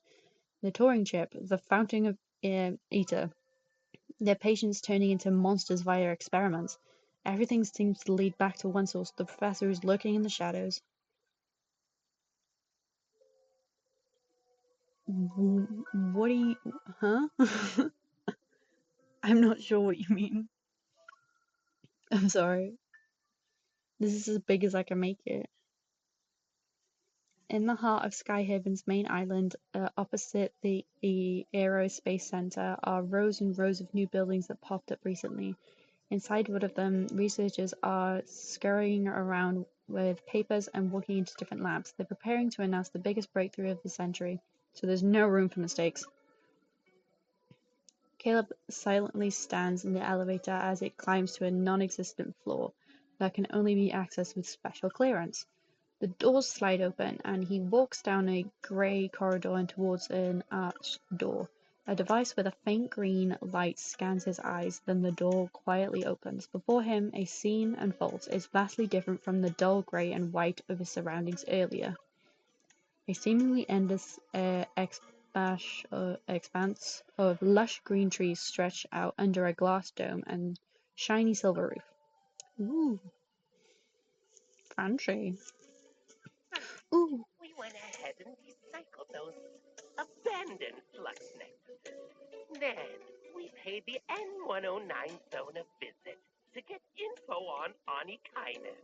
It was so pretty until fucking Viper showed up. On Crisis is... Are they talking about Silas? It's a joke. It's Love and Deepspace games where it was a bit thinner than what I'm used to. That's fair. It's because I'm on my phone, and normally, they would use a tablet, which is wider. My phone's quite thin. Our Skyhaven gig is almost over. Where's our next stop? We practically spoiled Ever and those old people in the fleet. We're like their personal hitmen. Oh shit. Does he ever stop talking? I don't know, Gabby. Don't think I won't beat you up because you're a kid. Abuse. You two, stop arguing. The professor said we're family, and families are all about love and kindness. Viper leans against a massive tree. He puts his hand behind his head as he grumbles to himself. The other two are sitting nearby, a little boy and a girl wearing a black dress. Where's Mr. Overprotective? Did he check in on his little hunter girl again? Healthy relationships are ideal, but the twisted ones, that's where the drama... Shut up, Viper. Before he can even finish, his head is made to spin 180 degrees. He finds himself staring into the boarding gate. What more frightening is this person genuinely smiling at? Your attempts to mess with me are lacking in creativity. Oh! Viper is like me, a prick. I don't want to associate you with Viper because I fucking hate that he's going like a snake. It's literally goes through me. Where's the professor? Inside. And can't you at least put my head back in place before you go? No. A small mechanical bug flies in. It perches on his finger for a second before darting into the vegetation.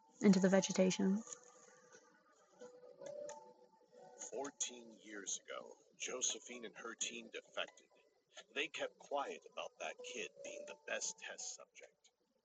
The Gaia Research Center was destroyed during the Chrono Rift catastrophe, and then the N109 zone took over. With Onikainus and those gangs around, retrieving their old experimental data and equipment is not an easy thing. Josephine and her researchers have been using fake names for years and kept this achievement of theirs a secret. But our investigation has paid off. Not to mention, Josephine and her traitors got what they deserved. That means you found the child who disappeared back then. From what we've seen and how she's been acting, her powers haven't activated yet. Are they on about Mia? Mia's not actually dead. The man with salt and pepper hair glanced to the side. The youngster has entered the room. Compared to that broken thing, I'm a weapon perfectly primed forever. Caleb calmly looks and stares at the hologram in the air. It displays a massive hospital ward. In the darkness is a figure who's barely visible. I've been waiting for many years. Oh? The man on the hospital bed finally peeks out of the gloom, half of his face on the thinner side. His skin is so pale that it's almost transparent as his voice carries the weight of pure fatigue. So, don't make me wait anymore. Ooh. Of course. After the man mentions a few key points, Caleb nods and walks into a lush green scenery. All is quiet. Then Professor Lucian raises his head, his gaze fixed on the hologram materialized in the air. The Fountain of Atay will be put into motion, and Ever will soon reveal its revolutionary vision to the world. Oh shit. We'll track down the missing child, but now isn't the best time. He glances. The figure has been vanished into in the verdant vegetation, his gaze lingering on his right arm. Then, hidden beneath the surface, lies the price Caleb paid to be brought back to life. At least it will be before he becomes completely useless. The human body is far too fragile. But by surrendering warmth sensation, even the simplest modifications can transform flesh and bones into unyielding machinery. Electric currents will course through the neutral network, numbing everything, taking control of everything until they completely replace him, turning him into a weapon perfectly crafted for the task. The old man smiles as the thought anticipation glinting in his eyes. He looks forward to the day it happens. Oh god. Oh lord, no, don't turn him into a full cyborg. Oh. In a forest where shattered stars rest, a crystalline pool appears, as if infused with the wine of life. It is clear yet murky. In a forest where shattered stars are... Oh, did I do that? Young travelers, do not drink from it. Lost lovers, do not drink from it. But when flowers wither in their sleep, when wind falls silent, when the valiant owls closes its eyes, only then can you drink from these waters. Let the dead sing, O fountain of Etil. Cleanse my time, nourish my flesh, spare me from the loneliness of this eternal rest.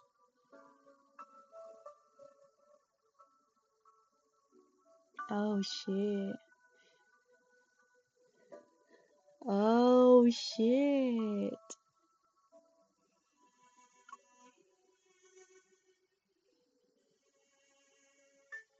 Oh god.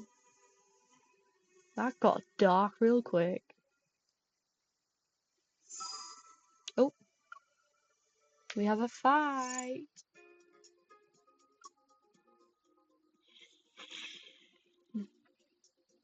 Bum, bum, bum, bum. I don't know how many episodes are left. Bum, bum, bum, bum, bum. Bum, bum, bum. Bum, bum, bum. I love the music in Love and Deepspace. Ooh, pretty fighting grounds. Let's make this quick. Keep your distance from it. Victory is within reach. I'll deal with fatal blow.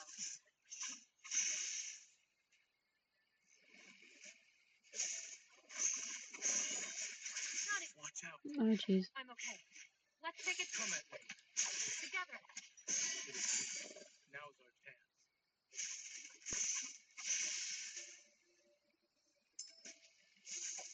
I'll show you. Make sure to dodge the attack. Oh, shit. It's over. Keep your tempo. Eat this. It's your turn. No problem. It is weak. We crushed them. Slay.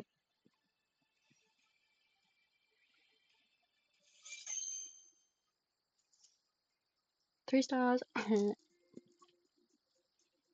Bum, bum, bum, bum, bum, bum. Bum, bum, bum, bum, bum.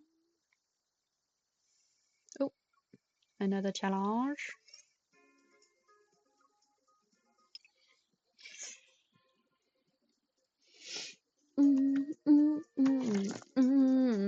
I dropped my phone. Bum, bum, bum.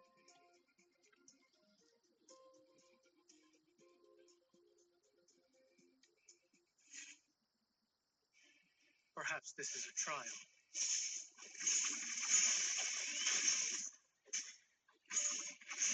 It is falling apart.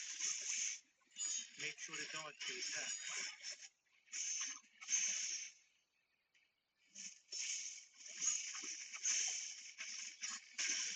Well done. Ooh, it's glitching. I'm impressed by your skills. Me too. Come at me. Together. Ooh, Eat this. ow. Careless.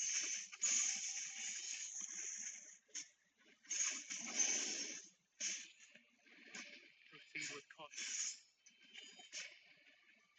What the fuck? Don't come at me. Together. It is weak. Now's our chance. It's over. I'm impressed by your skills. Me too. Slay. Threats are only temporary. Melting like snowflakes. Melting like snowflakes. Bum. Bum, bum, bum, bum, bum, bum. Bum. Bum, bum, bum. 3 challenges all in a row? Lord. They're trying to drown me in these hoes.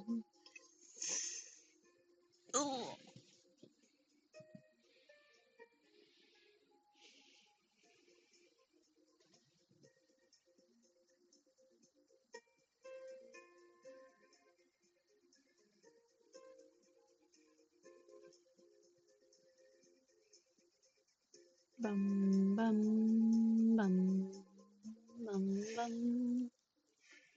This location. Oh, big boss. Gravity has increased. Watch out. Your gravity is changed. Stay away from the rock spikes. Don't worry about it. Just stay on your toes. Oh, jeez. Eat this. It's your turn. No problem. It is weak. Now's our chance. It is falling apart. Destroy the gravity. gravitational core to strip it of its ability. Good call. Observe its movement. Yeah, I'll be careful. Use the same rock spike with me. It'll help you. Excellent. I knew you could do it. Keep your distance, or else you'll get hurt. Keep your tempo. Eat this, bitch. I'll show you. It's your turn. No problem. It is me. Now's our chance. I will silence you. No problem.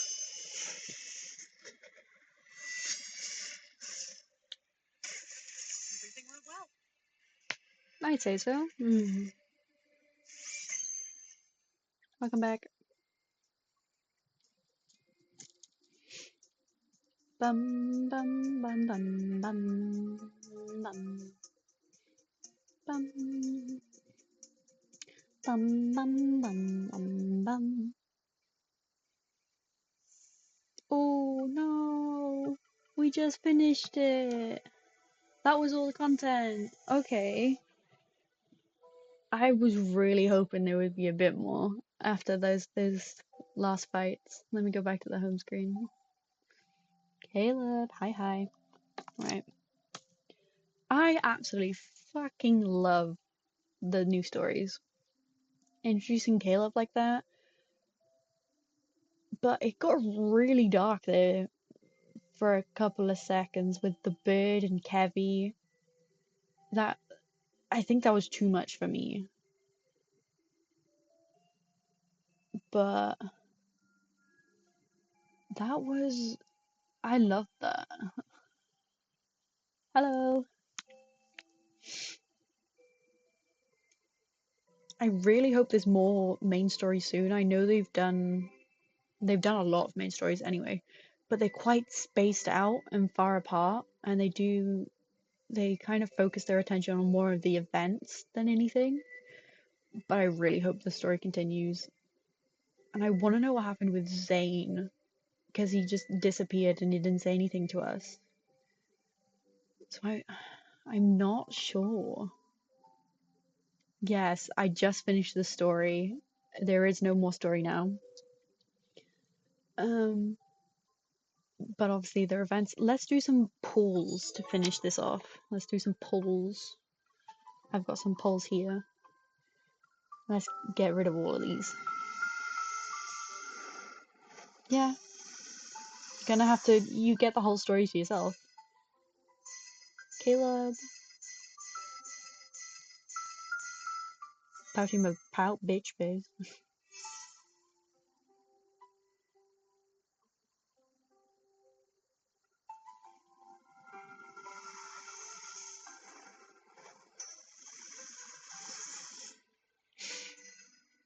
Boop, boop, boop, boop, boop, boop, boop, boop, boop, boop. I got some decent ones, but I'm pretty sure I've already maxed them out. Well, some of them anyway. Let's do these. See if I get anything good. Ooh, ooh, ooh, ooh, ooh, ooh, ooh. I got a 5-star. Ooh, Caleb, critical strike. I got a Caleb.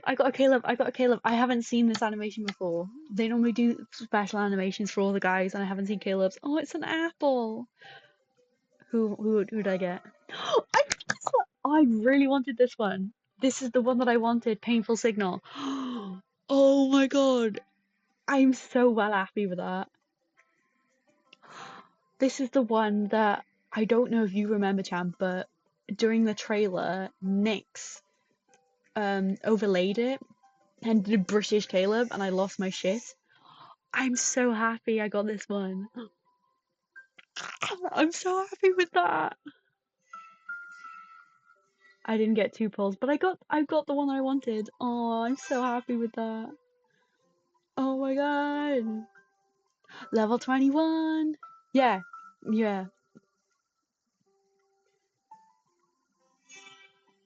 I'm so happy with that. Should we do another one? Another temple. Fuck it.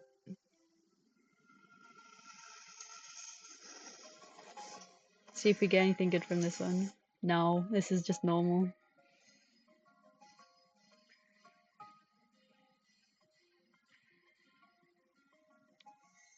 I got this one new from Zane. Cute.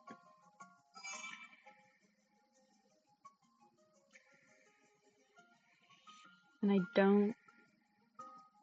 I just keep it like, I can get 2 more of these, I think. I'm not sure.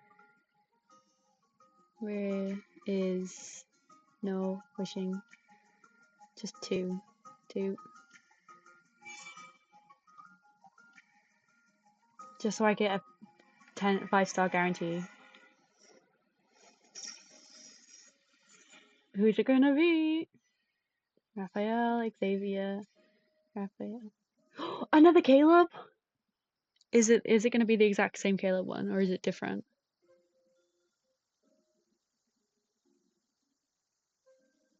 Oh. Oh my god, it's this one! Oh god, I like this one too!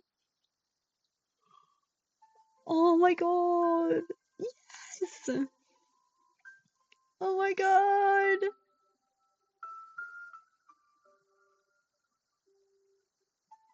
We get cuddles! Oh, I'm so happy now. Of course I'm a fangirl. I've got the memories that I wanted. I think I'm just missing 2 now, new ones.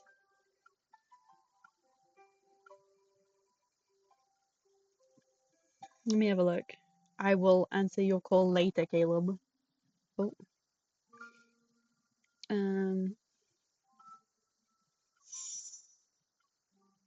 Yes, these 2 that I'm missing.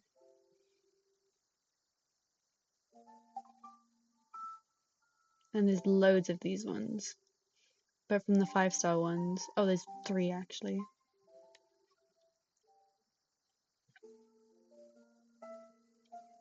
Yeah, I don't have these yet.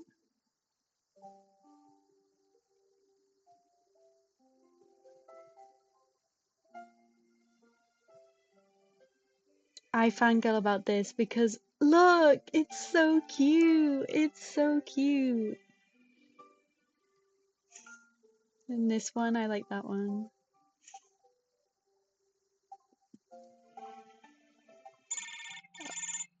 Oh. Caleb's voice chatting me. What do you want? Oi. Fucking Danny G. Guess where I'm going? Just like how you used to do it. I almost forgot. You're not exactly familiar with Skyhaven. No. But that's okay. I didn't have a certain location in mind. So your guess wouldn't have been wrong either way. Thanks. You're giving me no hope. If I stumble upon a nice place, I can take you there when you visit Skyhaven again. But you can't do a lot of stuff here. It's nothing like Lincoln. Oh, I'm not surprised. There's a floating ship. I mean, we know all of our secret bases in Lincoln thanks to our years of tireless exploring. Well, yeah. Those 2 adventure maps you drew expanded a bunch of times. Yeah. You've traveled a lot on your own in the time I've been gone, haven't you? Yeah, I'm a big girl now. Those 2 maps remained consistent over the years, but they're probably different now. It's not a bad thing, though. This time you're finally ahead of me, Pipsqueak. Hell yeah, I am. Didn't we always used to fight over who should be the navigator when we were little? Yeah. How about this? Next time I'm in Lincoln, you'll be my navigator and show me the places you've discovered. I'm not taking It's to the end possible when to I get am. lost when you're heading to a place you're familiar with, even if you've only been away for a few months. It's not that you can't find the way. It's more like you can't decide what your destination should be.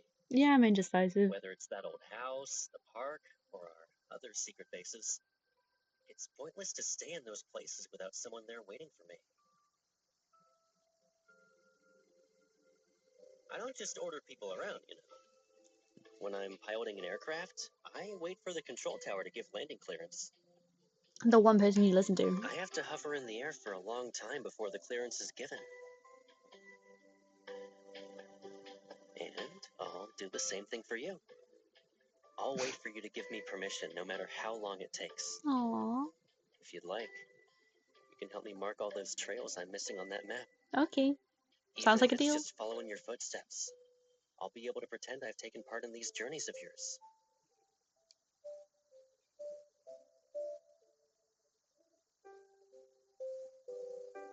Aww, that was cute. Hi, Caleb. That's where I'm gonna end off today because I am fucking well happy with my polls. That's literally everything I've got. I don't think I've got anything else because I saved. Yes, Caleb has. Caleb's learned consent. We're proud of him. Growth, growth. Hell yeah. So that's where I'm gonna leave it off today. Let me turn this down so I can put Champs BGM on. But that's where I'm gonna leave it off today. Yes. Finish the second chapter. Absolutely fucking love this new story. Can't wait for more. Who the fuck is the next boy gonna be? Because I ain't got a Scooby. But I guess we're just gonna have to wait until then. Anyway, until next time. Hello. Mwah, mwah, mwah.